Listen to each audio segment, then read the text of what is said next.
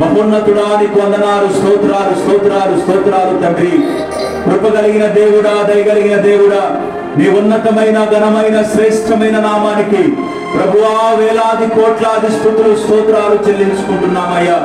ఈ పునరుద్ధాన ఆదివారపు దినాన నీ పాదాలు ఎదుటలాగున కూర్చోవటానికి, నీ సన్నిధిలో ఇలాగ ఆరాధన చేసుకోవటానికి ప్రభువా మీరు మాకు చూపిన కృప కొరకు కూడా మీ నామాన్ని స్తుతిస్తున్నాం.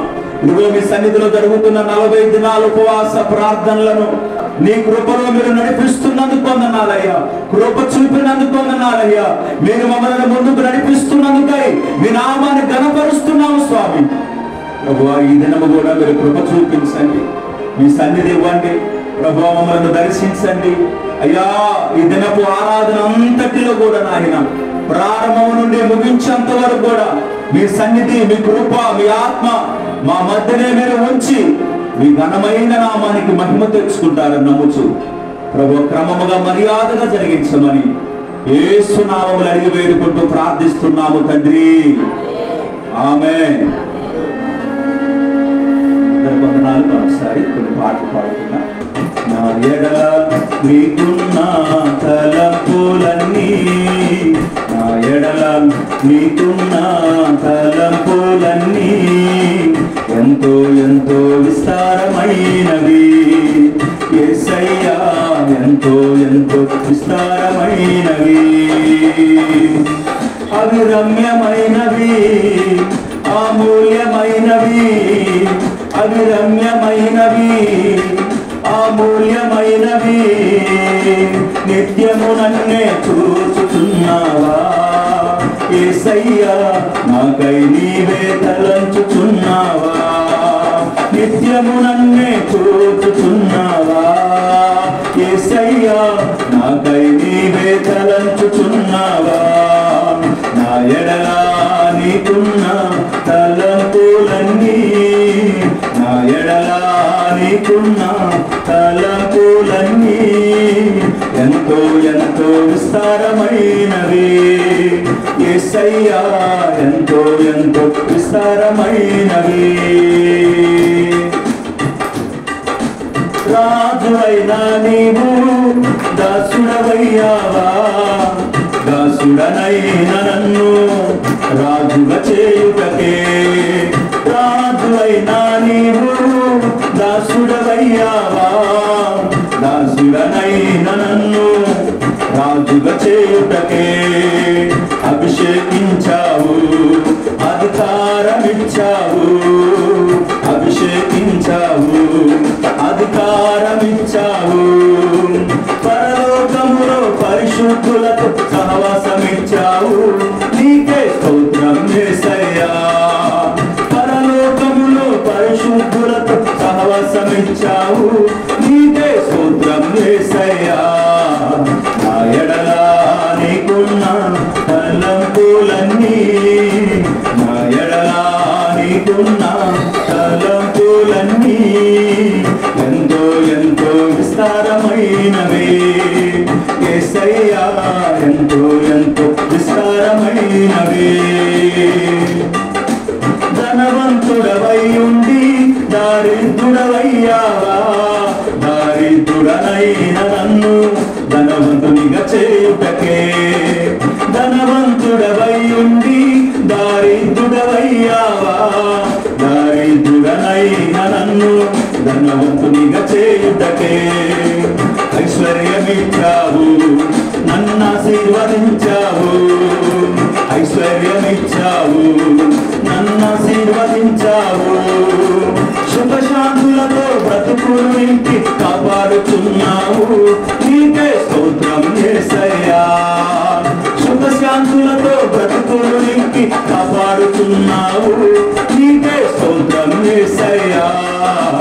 నా ఎడల నీకున్న తలంపులన్నీ, నా ఎడల నీకున్న తలంపులన్నీ ఎంతో ఎంతో విస్తారమైనవి యేసయ్యా, ఎంతో ఎంతో విస్తారమైనవి, ఎంతో ఎంతో విస్తారమైనవి యేసయ్యా, ఎంతో ఎంతో విస్తారమైనవి. బలవంతుడవై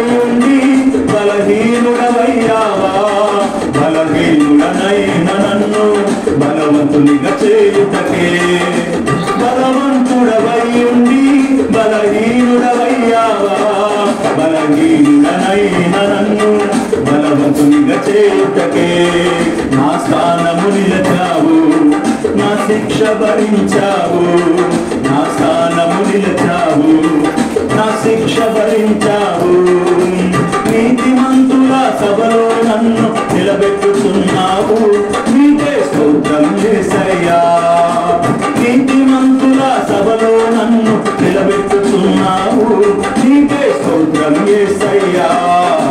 నా ఎడల నీకున్న తలంపులన్నీ, నా ఎడల నీకున్న తలంపులన్నీ ఎంతో ఎంతో విస్తారమైనవే యేసయ్యా, ఎంతో ఎంతో విస్తారమైనవే. అవి రమ్యమైనవి, అమూల్యమైనవి, అవి రమ్యమైనవి, అమూల్యమైనవి. నిత్యము నన్నే తోచుతున్నావా యేసయ్యా, నాకై నీవు తలంచుతున్నావా. నిత్యము నన్నే తోచుతున్నావా యేసయ్యా, నాకై నీవు తలంచుతున్నావా.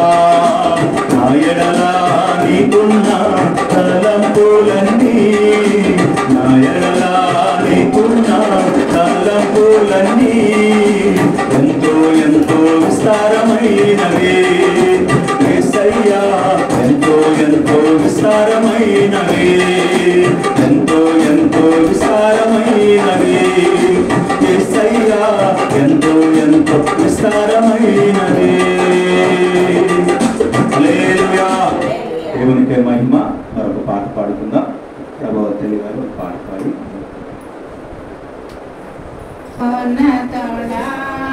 నీ కృపలోనే నివసించుట మహోన్నతుడా, నీ కృపలోనే నివసించుట నా జీవిత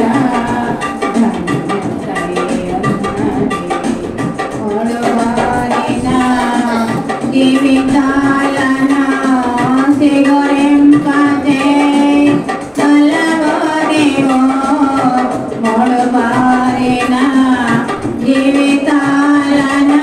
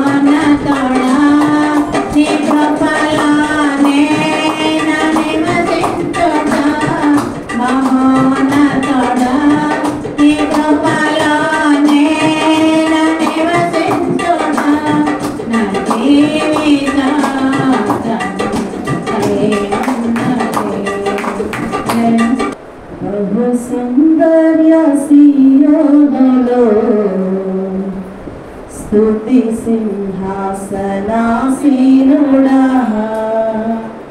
బహు సౌందర్య సియోనులో స్తుతి సింహాసనాసీనుడా యేసయ్యా నీ ప్రేమ పరిపూర్ణమై నా హృదయాన కొలువాయనే నన్ను జీవింపజేసే నీ వాక్యమే నాకిలలో నా సంతోషమే బహు సుందర సియోనులో స్తుతి సింహాసనాసీనుడా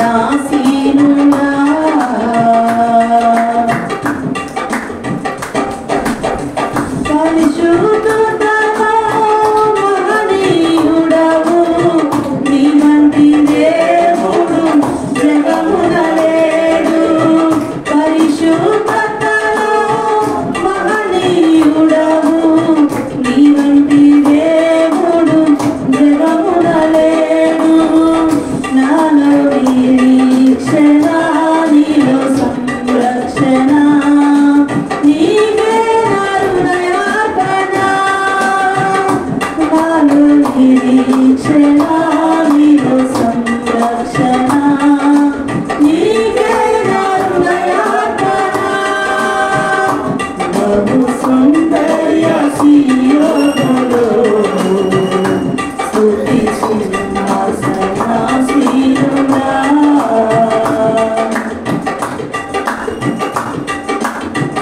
ఓటమి నీడలో క్షేమము లేక వేదన కలిగిన వేళయందు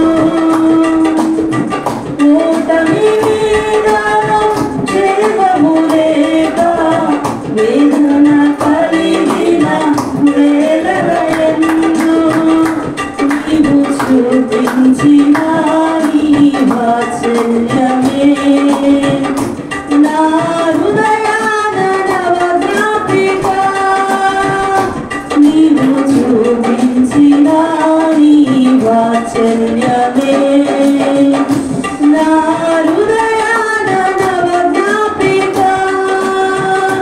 బహు సౌందర్య సియోనులో స్తుతి సింహాసనాసీనుడా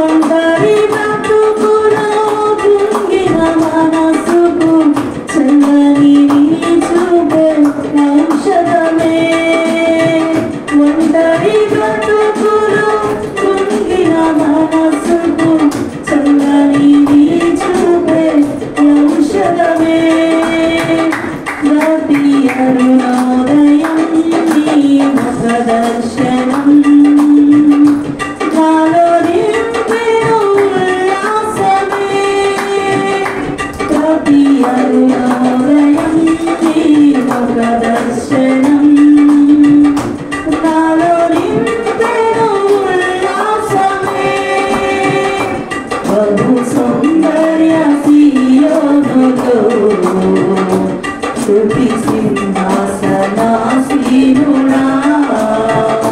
బహు సౌందర్య సియోనులో స్తుతి సింహాసనాసీనుడా నా యేసయ్యా నీ ప్రేమ పరిపూర్ణమై నా హృదయాన కొలువాయనే నన్ను జీవింపజేసే నీ వాక్యమే నాకిలలో నా సంతోషమే బహు సౌందర్య సియోనులో స్తుతి సింహాసనాసీనుడా హల్లెలూయా. కీర్తన మనం ధ్యానం చేసుకుందాం. లేచి నిలబడినట్లయితే ప్రభు యొక్క సన్నిధిలో ఈ వారము 11వ కీర్తన ప్రధాన గాయకునికి దావీదు కీర్తన. మొదటి వచనం నేను చదువుతాను, 2వ వచనం మీరు కలిసి చదవండి. యెహోవా శరణుదొచ్చి ఉన్నాను, పక్షి వలె నీ కొండకు పారిపోము అని మీరు నాతో చెప్పుటయాలా?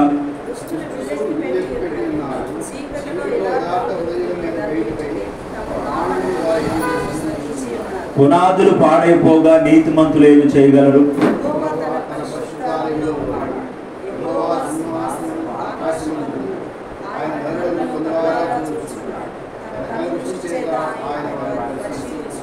యెహోవా నీతిమంతులను పరిశీలించును, దుష్టులను బలాత్కార శక్తులను ఆయనకు అసహ్యులు.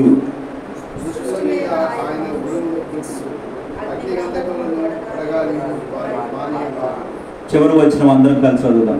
యెహోవా నీతిమంతుడు, ఆయన నీతిని ప్రేమించువాడు, యథార్థవంతులు ఆయన ముఖ దర్శనము చేసేదరు. మరొకసారి చదువుదాం. యెహోవా నీతిమంతుడు, ఆయన నీతిని ప్రేమించువాడు, యథార్థవంతులు ఆయన ముఖ దర్శనము చేసేదరు. ఆమేన్. ఈ వాక్యాన్ని దేవుడు మన హృదయంలో స్థిరపరచును గాక. అందరం అలాగే బైబిల్ ఒక పక్కన పెట్టుకున్నట్లయితే జాగ్రత్తగా కొద్ది నిమిషాలు మనం ఆరాధన చేసుకుందాం. కొద్ది నిమిషాలు మనము ప్రభువుని మనం ఆరాధన చేద్దాం.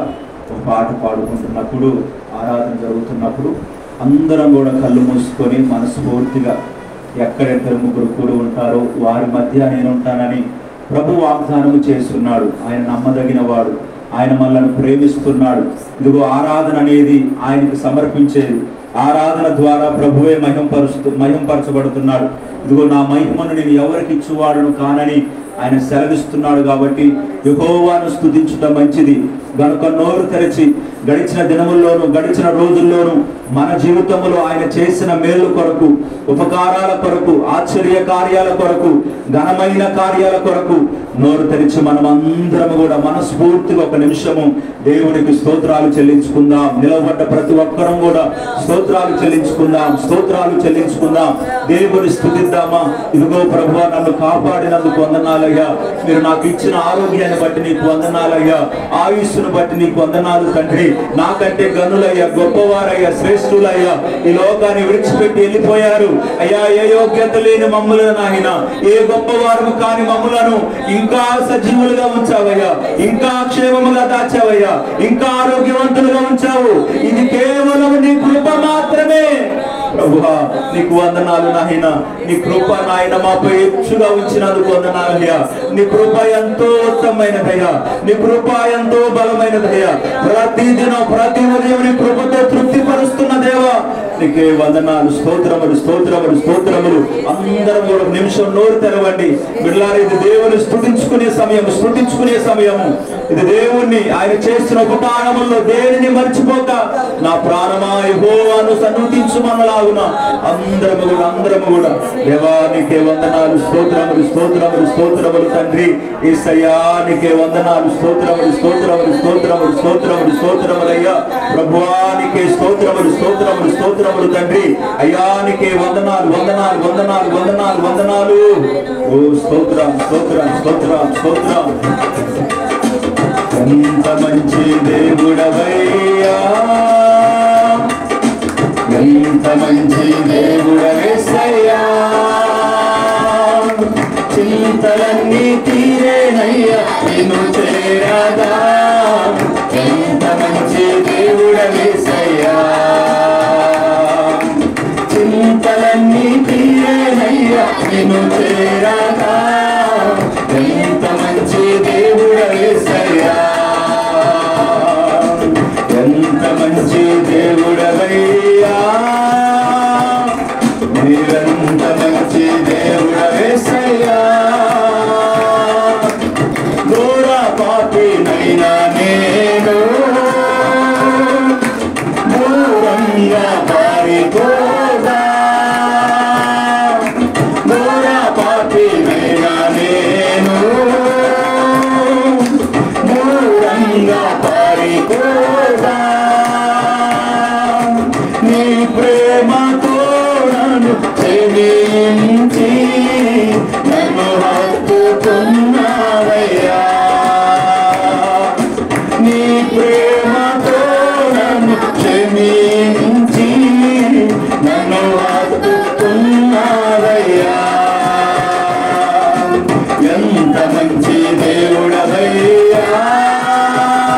నీవెంత మంచి దేవుడవేసయ్యా. చింతలన్నీ తీరేనయ్యా నిన్ను చేరగా. ఎంత మంచి దేవుడవేసయ్యా. నా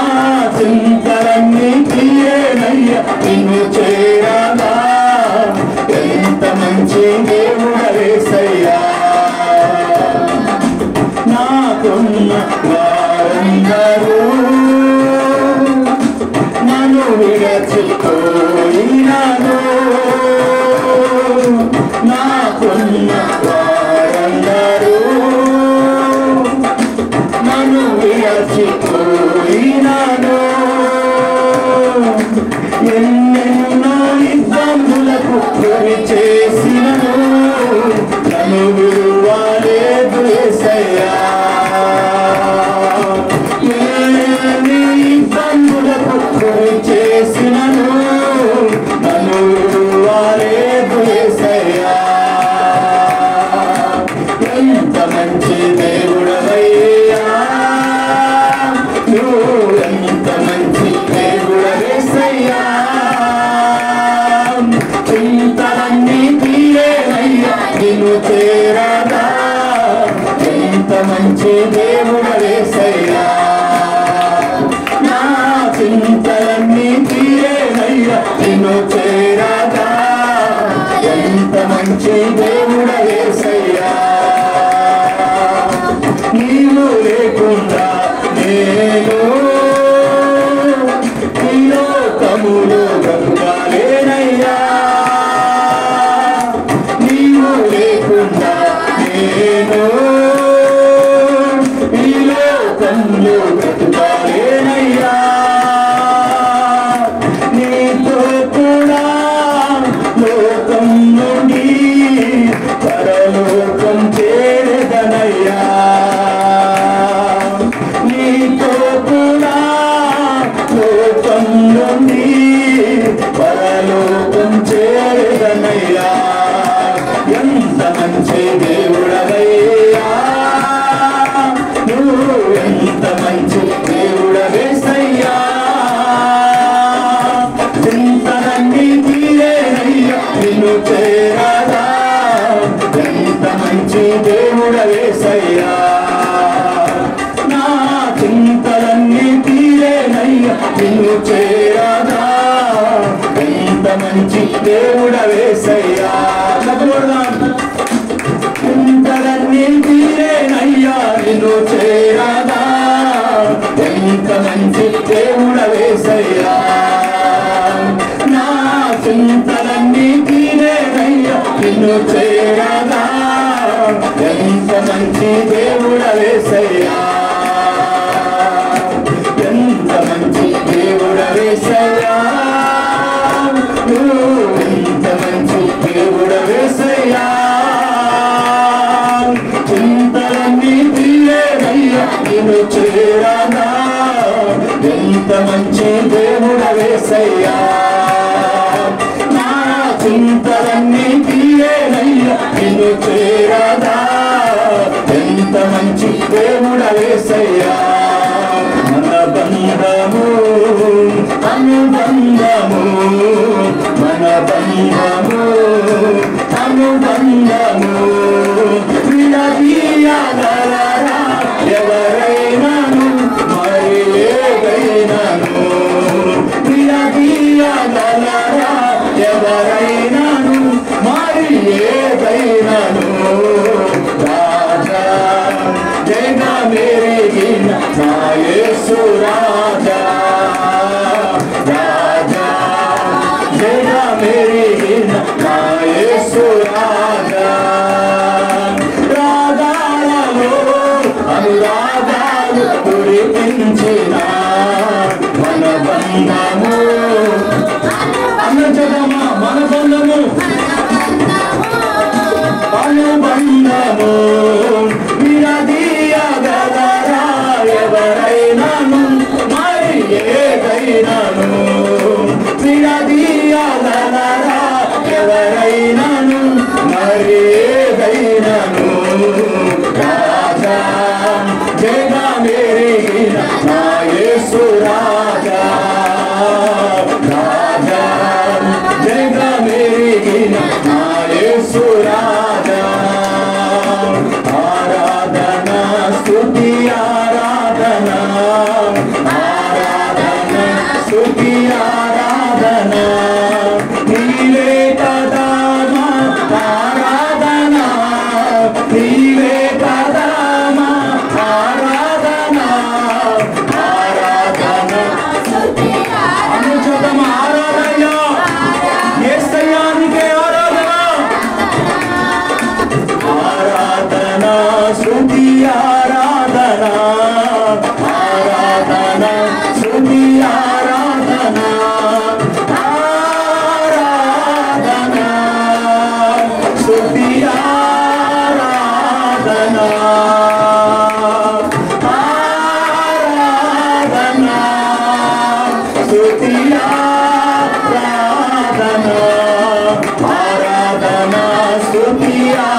ఆరాధన ఆరాధన స్తుతి ఆరాధన ఆరాధన స్తుతి ఆరాధన ఆరాధన స్తుతి ఆరాధన ఆరాధన స్తుతి యేసయ్యా ఇంకా చప్పట్లు ఆమేన్ ఆమేన్ ఆరాధన స్తుతి ఆరాధన ఆరాధన స్తుతి ఆరాధన ఆరాధన స్తుతి ఆరాధన ఆరాధన స్తుతి ఆరాధన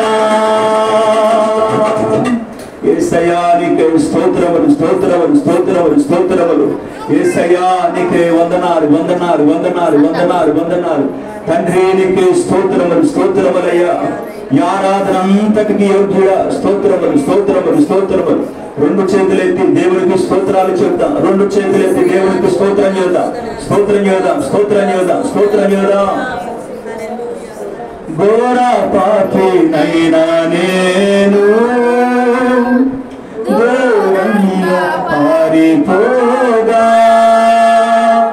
ఘోర పాపినైనా అందరం చేద్దాం దూరంగా పారిపోగా నీ ప్రేమతో నన్ను క్షమించి నన్ను హత్తుకున్నావయ్యా నీ ప్రేమతో నన్ను క్షమించి నన్ను హత్తుకున్నావయ్యా ఎంత మంచి దేవుడవయ్యా నువ్వు ఎంత మంచి దేవుడవేసయ్యా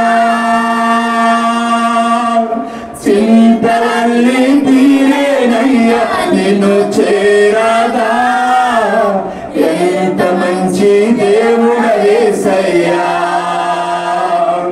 నా చింతలన్నీ తీరేనయ్యా నిన్ను చేరగా ఎంత మంచి దేవుడవేసయ్యా చింతలన్నీ తీరేనయ్యా నిన్ను చేరగా ఎంత మంచి దేవుడవేసయ్యా చింతలన్నీ తీరేనయ్యా నిన్ను చేరగా ఎంత మంచి దేవుడవేసయ్యా ఎంత మంచి దేవుడవేసయ్యా ఓ స్తోత్రములు స్తోత్రములు స్తోత్రములయ్యా నువ్వెంతైనా నమ్మదగిన దేవుడు అయ్యా ఘోర పాపినైన మమ్మలను నాయన ప్రేమించి నీ ప్రేమతోటి మమ్మలను క్షమించి ఆ కలవరి సిలువలో మా కొరకై ప్రాణం పెట్టి రక్తమును కార్చి అయ్యా నీ రక్తము ద్వారా మమ్మలను పరిశుద్ధులుగా మార్చి మాలో ఉన్న పాప దోషములను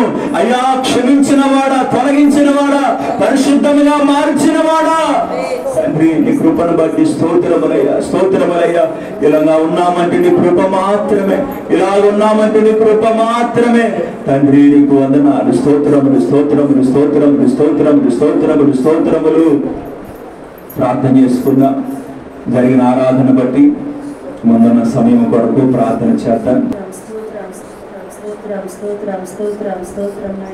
మహాపరిశుద్ధుడా ప్రేమ గల తండ్రి కృపగల దేవానికి వందనాలు స్తోత్రాలు ప్రభు అయ్యా ఈ పునరుద్ధాన దినమునైనా చిన్న మందగాని సన్నిధిలో కూర్చొని ఆరాధించుకుంటూ ఇచ్చి భాగ్యాన్ని మీరు మాకు అనుగ్రహించినందుకు వందనాలు స్తోత్రాలు ప్రభు నీకేమి ఇచ్చి రుణము తీర్చలేము ప్రభు అయ్యా నువ్వే గొప్ప దేవుడు అయ్యా శక్తివంతుడు నైనా నీకు వందనాలు స్తోత్రాలు అయ్యా నీకు అసాధ్యమైనదంటూ ఏది లేదు ప్రభు ఈ పునరుద్ధాన దినమునైనా ఇంతవరకునైనా పాటల ద్వారా మీరు మహిమ పొందినందుకు వందనాలు ఆరాధనలో మీరు ఉన్నందుకు నీకు స్తోత్రాలు చెల్లించుకుంటున్నాం ప్రభు అయ్యా కీర్తన ద్వారానైనా అయ్యా నీ కృప మాకు ఇచ్చినందుకు వందనాలు స్తోత్రాలు చెల్లించుకుంటున్నాం తండ్రి ముందున్న సమయంనైనా అయా నీ సేవకున్న ప్రభా అయా మరి మా మధ్యలకు నడిపించిన విధానాన్ని బట్టి నీకు వందనాలు స్తోత్రాలు అయ్యా నీ కృప మాకు తోడుగా ఉండి ప్రభా అయా అయా ప్రయాణంలో వారికి తోడైండి నడిపించిన విధానాన్ని బట్టి నీకే కృతజ్ఞతగా స్తోత్రాలు చెల్లించుకుంటున్నాం అయ్యా మాకు కావలసిన అయ్యా ఆత్మీయమైన మన్నాను మాదిరి అయ్యా మాకు దయచేయండి ప్రభా అయ్యా మాట్లాడేది నైనా మానవుడు కాదు ప్రభా మాట్లాడేది మీరు నైనా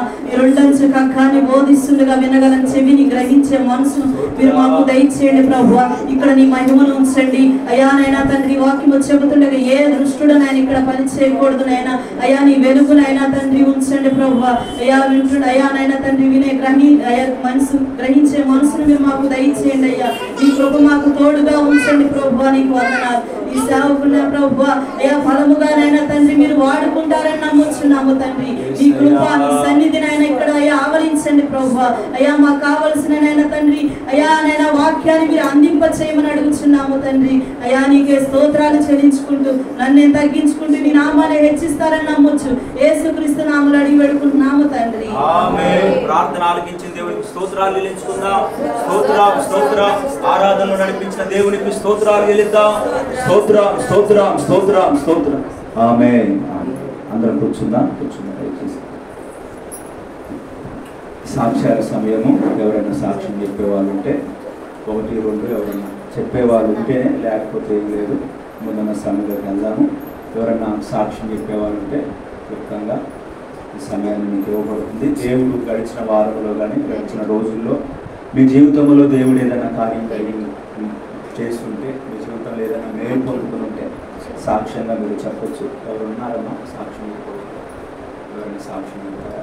సాక్ష్యం ఉంటేనే చెప్పండి, లేదంటే సమయాన్ని పోలేకుండా ముందున్న సమయం.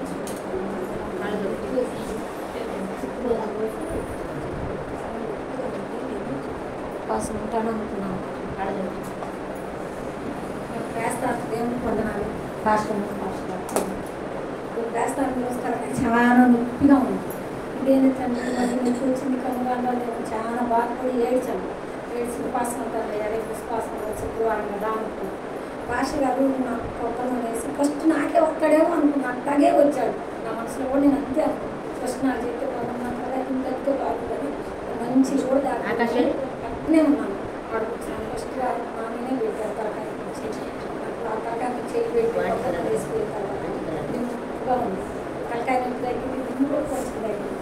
ఈ దిమ్ము కూడా ఈ శుభ్రంగా తగ్గిపోతే మళ్ళీ బాగా నేర్చుకొని మరీ సాధ్యం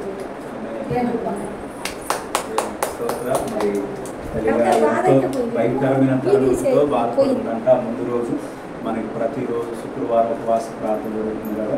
మరి ఉపవాస ప్రార్థనలు దేవుడు ఆ తల్లిగారిని దర్శించి దేవుడు స్వస్థపరిచి మంచి ఆరోగ్యం ఇచ్చినందుకే ఆయన నామానికి మహిమ కలుగును గాక. సాక్ష్యాన్ని దేవుడు దీవించిన గాక. ఇంకెవరున్నారా సాక్ష్యం చెప్పేవారు? సరే, ఎవరు లేకపోతే వాక్యం కోసం చిన్న ప్రార్థన చేసుకుందాం. ఆ తర్వాత నేను 2 మాటలు చెప్పి నేను సార్ గారికి సమయం ఇస్తాను.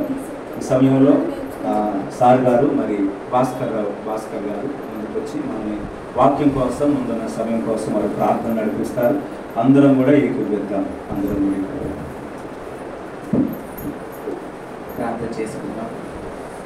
సర్వశక్తిమంతుడా దేవాతి దేవా ప్రభువా, అయా ప్రభువా, పాటలతో ప్రభువా మేము మహిమపరచడానికి స్తుతించడానికి దేవా మా అందరికీ మీరు ఇచ్చినటువంటి దేవా ప్రభువా ఈ అవకాశాన్ని మీకు వందనాలు చెల్లిస్తున్నాను తండ్రి. అయా ఈ పరిశుద్ధ దినములు ప్రభువా అయా మీ సన్నిధికి రావడానికి ప్రభువా అయా మాకు అనుగ్రహించినటువంటి ఘనతని బట్టి మీకు వందనాలు చెల్లిస్తున్నాను తండ్రి.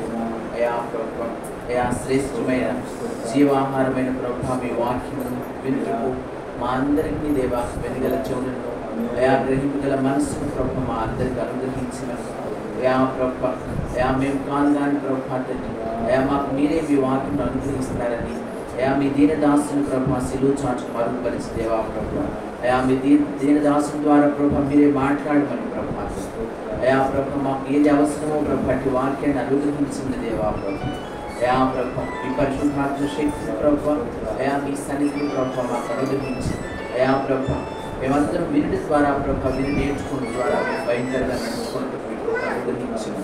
అయా మీ సమయాన్ని ప్రభువా మీ చేతులతో అప్పగించుకుంటాం. అయా మీరే ప్రభువా మీ దాసుని బలపరిచి మీ వాక్యాన్ని ప్రత్యేకించింది. నజరేయుడైన యేసు నామములో అడుగుచున్నాము తండ్రి. ఆమేన్. సైలెంట్లో పెట్టుకోండి తండ్రి. ఫోన్ సైలెంట్లో పెట్టుకోండి. సరే, ఫోన్లు మాట్లాడుకోకుండా సైలెంట్లో పెట్టుకుంటే మనం ముందున్న సమయంలో వల్ల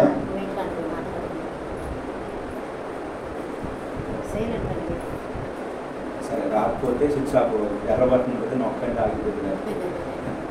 సరే, సంతోషం. ఇంతవరకు దేవుడు పాటల్లోనూ కీర్తనలోను సాక్ష్యంలోను ఆరాధనలో చూపించున్నాడు. మరి మనం అందరం కూడా శుక్రవారం మీకు చెప్పాను, ఇట్లాగా మరి నర్సరావుపేట నుండి సంసోన్ సార్ గారు వస్తున్నారు ప్రార్థన చేయమని. ఆ రోజు అందరం కూడా ప్రార్థన చేశాము. అదేవిధంగా మేము కూడా 2 రోజులుగా వరుసగా చేస్తూనే ఉన్నాము. మరి ఉదయం సాయంత్రం 40 దినాలు ఉపవాస ప్రార్థన జరుగుతూ ఉన్నాయి. దేవుని మహాకృపను బట్టి 16 రోజులు దేవుడు కాపాడి ఇది 17వ రోజు మరి సంపూర్ణంగా ప్రభు సన్నిధిలో నేను గడపడానికి ఆయన చూపిన మహాకృప. మరి ఉదయకాలం కూడా మరి గోపాల్ వెళ్ళి అక్కడ ఆరాధన 8 గంటల కల్లా అక్కడ చూసుకొని 11 గంటలకు వచ్చేసాను క్షేమంగా. అదేవిధంగా సార్ గారు కూడా 11:30 కల్లా రమ్మని చెప్తున్నాను, ఎందుకంటే మేము 11 గంటలకు వస్తాం కాబట్టి. మరి దేవుని మహాకృపను బట్టి చాలా రోజుల తర్వాత ముఖాముఖిగా మరి సార్ గారిని చూడటం చాలా సంతోషం. సమయాన్ని పోనివ్వకుండా చప్పట్లు కొట్టి మరి సంసోన్ సార్ గారికి వాక్య సమయాన్ని పూర్తిగా ఇచ్చారు. చప్పట్లు కొట్టి వారికి సమయం.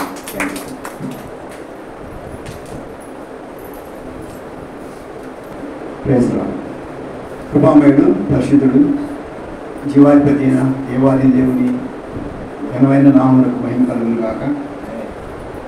ఈ పునరుత్థాన దినమున మీ మధ్య కలిసి దేవుని వాక్యాన్ని పంచుకోవడానికి జీవించే సమయాన్ని వందనాలు చేస్తున్నాను. మన నమ్మకం ఏంటంటే పిలిచిన వాడు నమ్మదగిన వాడు. ఒక మాట, ఎందుకంటే మా అత్తగారు మామగారు వాళ్ళు కూడా ప్రభు సేవలో ఉండేవాళ్ళు. అక్సింగ్ గారితో కలిసి పనిచేసిన ఆయనకి చాలా కాలం ట్రాన్స్లేటర్ కూడా. ఆ పాట పుస్తకాలు దాదాపు 49 పాటలు రాశాడు ఆయన. మనం చాలా పాడుకుంటున్నాం ఇది కూడా. ఎప్పుడు మా అత్తగారు ఒక మాట అనేవాళ్ళు, ఎందుకంటే ఆయన చనిపోయాడు, చిన్నపిల్లలు వీళ్ళిద్దరూ ఇంకా ఎక్కడికి వెళ్ళాలి ఏం తెలియదు.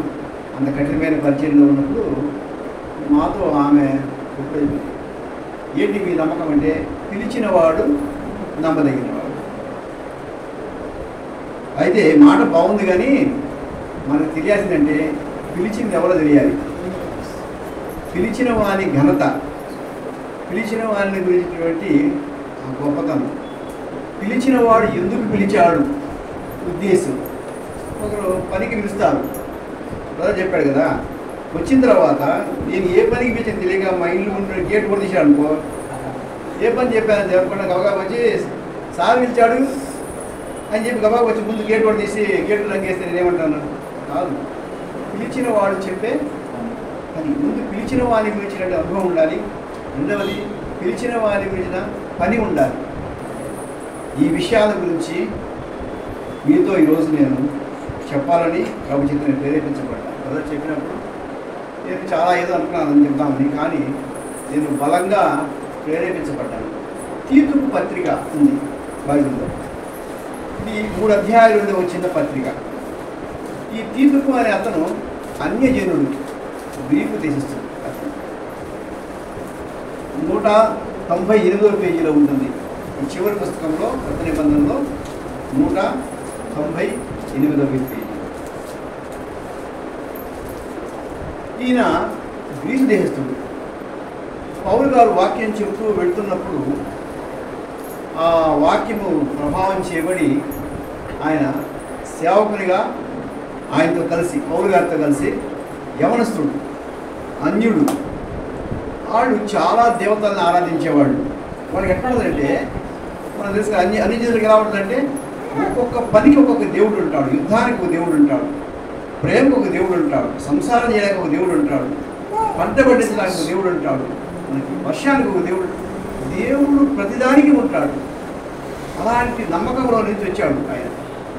పౌలు గారు ఏం చెప్పారంటే, అయ్యా ఈ సృష్టిని సృష్టించిన దేవుడు మనల్ని ఆయనతో ఉండడం కోసం మనం పిలిచాడు. ఆయనతో మనం మమేకమై ఉండాలని ఇష్టపడుతున్నాడు. ఆ జీవించే ఆ మమేకమైన జీవితాన్ని ఏమంటారంటే మనము నిత్య జీవము అంటాము అని చెప్పి ఆయన బోధించాడు. అది విన్న తీతుకు సొంత బిడ్డ గనక ఎలా అయితే తండ్రిని వెంబడిస్తాడో అలా తీతుకు వెంబడించాడు బైబిల్లో ఉంది.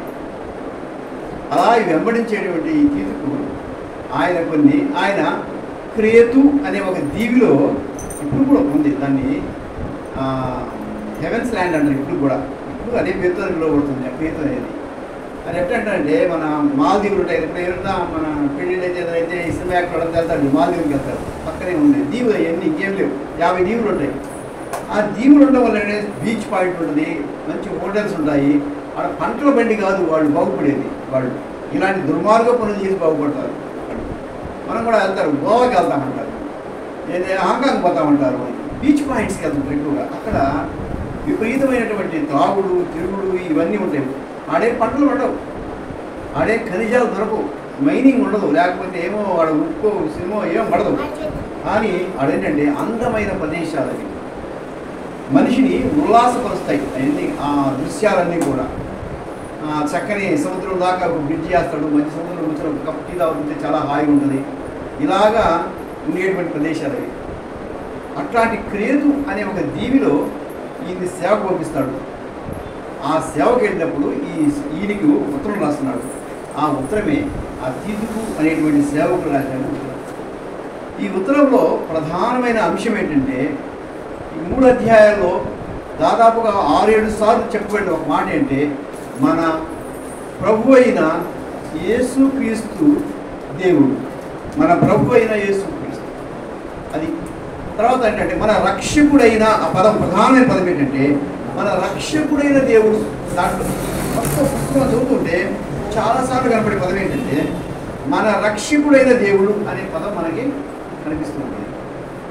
అయితే ఈ రక్షకుడైన దేవుడు ఎందుకు ఈ పదాన్ని చెప్తా అంటే ఈ క్రేతు వాళ్ళు అంటే ఈ దీవి వాళ్ళు ఎలాంటి వాళ్ళు అంటే ఇక్కడ ఒక చిన్న వాక్యం చదువుతాం చూడండి. ఇక్కడ 12వ వచనం, 1వ అధ్యాయము 12వ వచనంలో అక్కడున్న మనుషుల గురించి ఈయన చెప్పట్లే, కవులు చెప్పట్లే, వాళ్ళ కవులే రాశారు వాళ్ళ గురించి.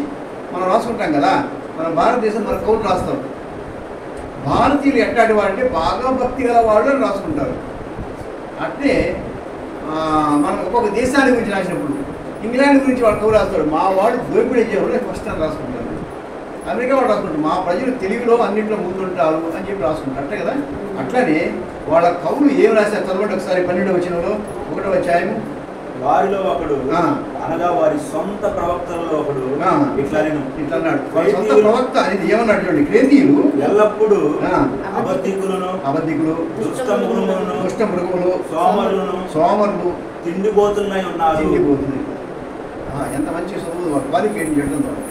అలాంటి ప్రదేశంలో ఎందుకంటే వాళ్ళకి ఎట్లా వాళ్ళ తిండి అంటే ఉచితంగా వాళ్ళు చేసేటువంటి దుర్వ్యాపారం వలన లిక్కర్ అమ్మడము, లేకపోతే విచార గుణాలు నిర్వహించడము, లేకపోతే టూరిజం వచ్చిన వాళ్ళని చేయడము, ఇలాంటి వాటితోటి వాళ్ళు కాలం గడిపేవాళ్ళు. అక్కడ సంఘము స్థాపించాలని, అక్కడ సేవ చేయాలని చెప్పని పౌరుకు కలిగిన ఆ ప్రేరేపణ బట్టి అక్కడ హెవెన్స్ అనేటువంటి ఆ ప్రాంతంలో, అది అంటే భూలోక స్వర్గము అనేటువంటి ఆ పేరు కలిగిన ఆ ప్రాంతం ఇప్పుడు అదే పేరు నిలబడుతుంది. అక్కడ ఒక సంఘాన్ని వర్తకుడు స్థాపిస్తాడు. అక్కడికి పంపించి ఆ దీవికి ఈయన సేవ చేయమంటాడు. ఏం చేయమంటాడంటే సేవ, నువ్వు సంఘం స్థాపించక్కర్లా, సంఘం ఉంది అక్కడ. నువ్వు ఆ సంఘములకు ఏం చేయాలంటే హితబోధ 2వ వచనం, 2వ అధ్యాయం 1వ వచనం ఉంటుంది. 2వ అధ్యాయం నీవు హితబోధకు అనుకూలమైన సంగతులను బోధించుము. అది హితబోధకు అనుకూలమైన సంగతులు అంటే 1వ అధ్యాయము 5వ వచనం చూడండి ఏముంటుందో. నేను నీకు ఆజ్ఞాపించిన ప్రకారము నీవు లోపముగా ఉన్న వాటిని దిద్ది ప్రతి పట్టణములోను పెద్దలను నియమించే నిమిత్తమే నేను ప్రేతులు నిన్ను విడిచి వచ్చింది. చేతులు ఎందుకు పెట్టాయంటే అక్కడ ఆయన చెప్తున్నాడు పని. నీకు ఆ పని ఏంటంటే నీకు సంఘాలు ఉన్నాయి, ఆ సంఘాలలో పెద్దలు నియమించు, పెద్దలు మంచి వాళ్ళని పెట్టు, వాళ్ళకి ఎలా సంఘం నడుపుకోవాలో నేర్పించు. వాళ్ళలో ఏముందంటే మనము కూడా మనకేముంటుంది, మనలో దోషం ఏంటంటే మనం కాబట్టి వాడి సేవ వాక్యం చెప్పినా మనలో బేసిక్ ఒక దోషం ఉంటుంది. ఏంటంటే నా పాత జీవితపు నమ్మకాలు, కొత్త జీవితపు విశ్వాసం, ఈ రెండు మధ్యలో పోరాడుతున్నాం. అంటే ఈ క్రేతు వాళ్ళు కూడా వాళ్ళ పాత జీవితంలో చాలా పుణ్యకార్యాలు ప్రభువులోకి వచ్చిన తర్వాత అది పాపకార్యాలంటే మనసు ఒప్పుకోవట్లేదు. పాత అంటే వాళ్ళ పాత నమ్మకాలలో, పాత మతములో వాళ్ళు చాలా పుణ్యకార్యాలు అవన్నీ కూడా. ఎవరన్నా చనిపోతే మనము వాళ్ళకి కూడా ఎదురు పిల్ల కూడా ఏదో పెడతాం, లేకపోతే దర్శనం చేస్తాం, లేకపోతే వార్షిక సంవత్సరికం చేస్తాం, లేకపోతే మనం మాసికాలు చేస్తాం, ఏదో అది మంచిదే కదా, చెడ్డం కనపడింది నాకు అంటాడు, ఈయనేమో చేయొద్దు అంటాడు. అది ఎందుకు చేయకూడదు? అలాంటి ఉదాహరణ చెప్తున్నమాట. అట్లాంటివి మన పాత జీవితము, పాత విశ్వాసము, నమ్మకాలు కొత్త విశ్వాసము జీవితంలో మిళితమై మనల్ని ఎప్పుడు కన్ఫ్యూజన్ ఉంటున్నాం. మన ప్రధానంగా మనం ఏమన్నా చేయండి, మన జీవితంలో కన్ఫ్యూజన్ ఉంది. నిజమేనా మనం చేసే పని? ఇది సేవేనా, లేకపోతే ఇది భక్తేనా, ఏసయ్యేనా బాగు చేసింది, లేకపోతే మందుల వల్ల బాగైందా, లేకపోతే ఎన్ని డౌట్లో. రోగం ఉన్నప్పుడేమో మొక్కుతాం, రోగం పోయినా అనుమానం స్టార్ట్ అవుతుంది. నిజమేనంటవా? ఒక ప్రార్థనకి రండి. మాకు ఒక ఆమె ఉండేది, అల్వీరమ్మ గారు అని, మాకు చనిపోయారు. ఆమె బాగలేకపోయినా చేసిన నేను ఆ నాయన తప్ప ఎవరు తెంపానయ్యా అంటుంది. ప్రార్థన చేసుకోవాలయ్యా అండి. ప్రార్థన చేయండి మాస్టర్ గారు అంటారు. అన్నీ జాగ్రత్త అవన్నీ ప్రార్థన చేసిన తర్వాత మీరు ప్రార్థన చేసిన నెమ్మది ఉంటుందయ్యా రాకూడదు, అన్నీ ఉంటాయి. అంత అయిన తర్వాత ఒక వారం రోజులు కనపడతాను. ఏమైందంటే మన అంత ప్రాణం కుదరబడింది కదయ్యా, షిరిడి పోయేద్దామని పోయించాను. షిరిడి పోయించాను. ఆ సమస్య ఏంటి అసలుకి? ఆ సమస్య ఏంటంటే తను పోరాడుతుంది రెండు మధ్యలో. ఏంటి ఆ రెండు? తనకి ఉన్న దేవుని యందు విశ్వాసము నిజమే, ప్రార్థన వాక్యం వింటుంటే చాలా అమృతంగా ఉంది, మనసు ఆహ్లాదంగా ఉంది. కానీ నేను మొక్కుకున్నానే, నేను వస్తానన్నానే, షిరిడీకి వెళ్ళి ఆయనకి బంగారం ఇది పెడతానంట, అది పెట్టి రావాలనే, డబ్బులు లేకపోతేమో కుంకుమ పెట్టుకుని వస్తా అంటాం, 10 రూపాయలు ఎక్కువ నీకు కొబ్బరికాయ కొడతానంటాం, 100 రూపాయలు అంటే ప్రసాదం పెడతానంటాం, 1,00,000 రూపాయలు అంటే బంగారం పెడతాను, దేవుడు గారు వింటాం. ఇది మన ప్రాబ్లం. చాలామంది నేను ముఖ్యంగా చూస్తాను కదా, ప్రభుత్వం వస్తాను బాగానే ఉంది, అంతా అవుతుంది, బాగా స్వస్థత పడిన తర్వాత బాగా స్వస్థతే కాదు విశ్వాసం కూడా పెరిగింది. ప్రభువే నన్ను ఎంత కాపాడాడు అని చెప్పి 3 ఏళ్ళు నడిచిన తర్వాత 4వ ఏడు వచ్చి ఒక డౌట్ అడిగాడు నన్ను, స్వాములు అని. ఏమడిగాడు? అయ్యా బాగానే ఉంది, 3 ఏళ్ళు అయింది, కానీ ఇక్కడికి రాకముందు మా అమ్మ మొక్కుంది. ఏమనంటే తిరుపతికి వచ్చి ఉండిలో డబ్బులు వేసి వెంట్రుకలన్నీ ఇవ్వాలని మొక్కుంది. మరి ఈ మధ్య మా అమ్మ బాధ్యత బాగుండట్లే, అది ఇవ్వనందేమోనయ్యా, అది ఇవ్వకపోవడం వల్లే ఇంకా ఇది మనందరికీ ఇప్పుడు చాలా మందికి ఇక్కడ సమస్య. అది ఇవ్వనందువల్లే ఇంకా మా అమ్మకు బాగలేదు, నా మట్టుకు నేను బాగున్నా కానీ ఎవరు బాగాలేదు, మొక్కుకున్నా మా అమ్మ బాగలేదు. ఇది ఏందయ్యా అని అడిగింది. నేను ఇప్పుడు చెప్పాను, అయ్యా నీకెట్లా బాగయిందో వేసే తెలిస్తే ఆంగ్ల అట్లా అట్టే బాగుపోద్ది, మళ్ళీ తిరుగుతుంది డబ్బులు దండగా, నీకంటే అట్లా కాదు అయ్యా, దానికోసం డబ్బులు పక్కన పెట్టింది, మరి అది ఇటు పెట్టడానికి బాగోదు, అట్టే పెట్టుతుంది. పోయి ఎన్ని చెప్పినా వినకుండా సెలవులకి నేను ఇంటికి రాగానే వాళ్ళు తిరుగుతాయి పోయి మొత్తం ఇచ్చారు. నేను సెలవులకు పెట్టాడు కదా ముందు ఏం సాగు అది ఏం సాగులో ఎంత పని చేసిన పెట్టాను. లేదు అయ్యా మనసులో ఉన్న చూసేసుకుంటే గిలిపోతే మాకు కూడా హాయిగా ఉంటుంది. నిజంగా ఈరోజు మన సమస్య ఇది కాదా? క్రేతులో ఉన్న సమస్యది. ఆ క్రేతు దీవిలో ఉన్నటువంటి సమస్య ఏంటంటే వాళ్ళకి పాత విశ్వాసములో, పాత నమ్మకాలలో, పాత భక్తిలో ఏదైతే మంచిది అనుకున్నారో ఇప్పుడు ఇది మంచిది కాదు. అది పెద్ద సమస్య ఈరోజు. దానికి కారణం ఏంటంటే అప్పుడు పౌలు అంటున్నాడు, వారికి హితబోధ కావాలి అంటే నీతిని గురించి చెప్పాలి, సరి అయిన బోధ కావాలి అంటే వాళ్ళకి అనేక మంది దేవుళ్ళు ఉన్నారు, అనేకమైన శక్తులు ఉన్నాయి, అనేకమైన మార్గాలు ఉన్నాయి, వీటన్నిటి గుండా అనేక సార్లు ప్రయాణం చేసి అంతో ఎంతో మేలు పొందాము. అంతకుముందు మొత్తంలో మేలు లేదని నేను అన్నాను, లేదు మేలు పొందాము.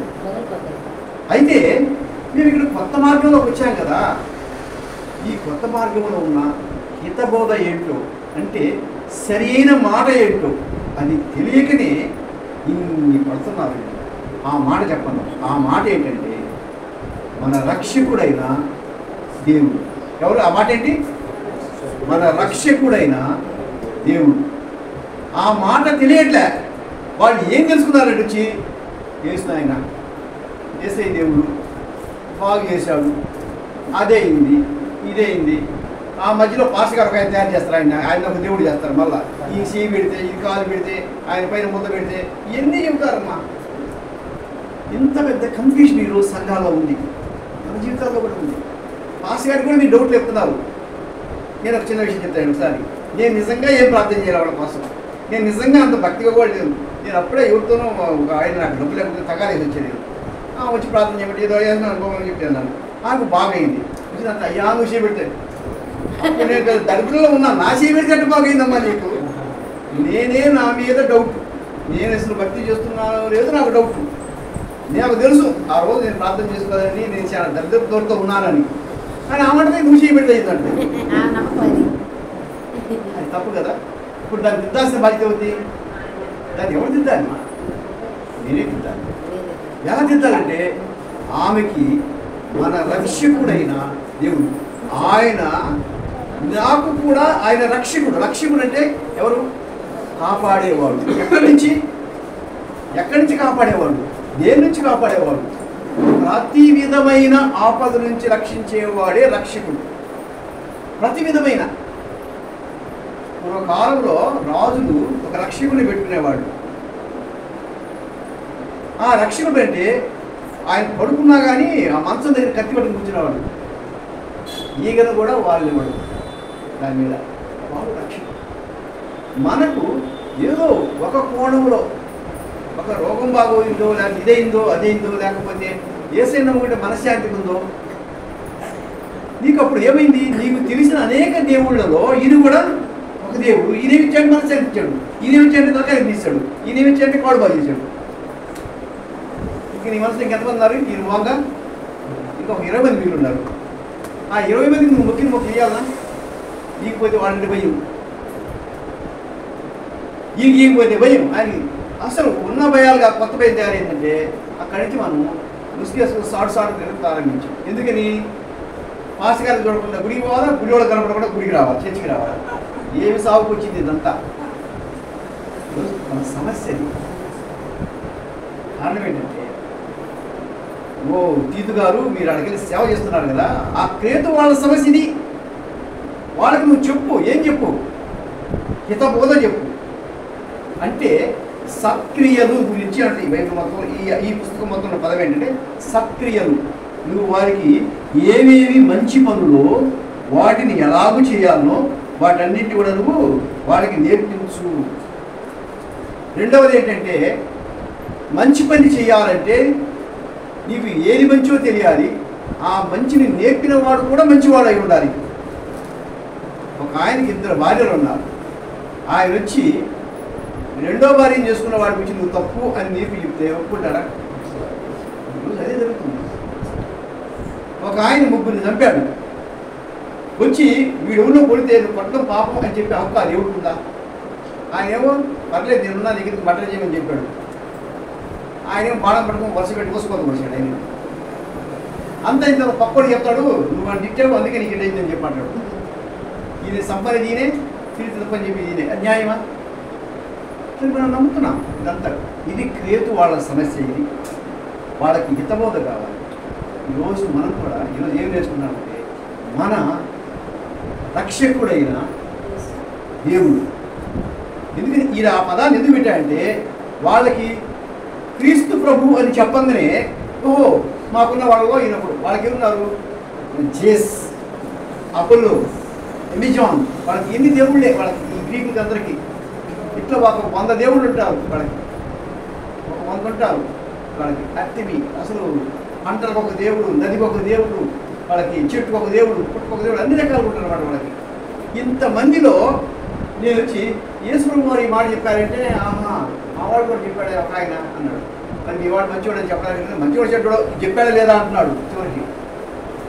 ఆయన మంచివాడో చెడ్డో ఈ మాట చెప్పాడు లేదా? మీ బైబిల్లో చెప్పిన మాట ఆయన కూడా చెప్పాడు.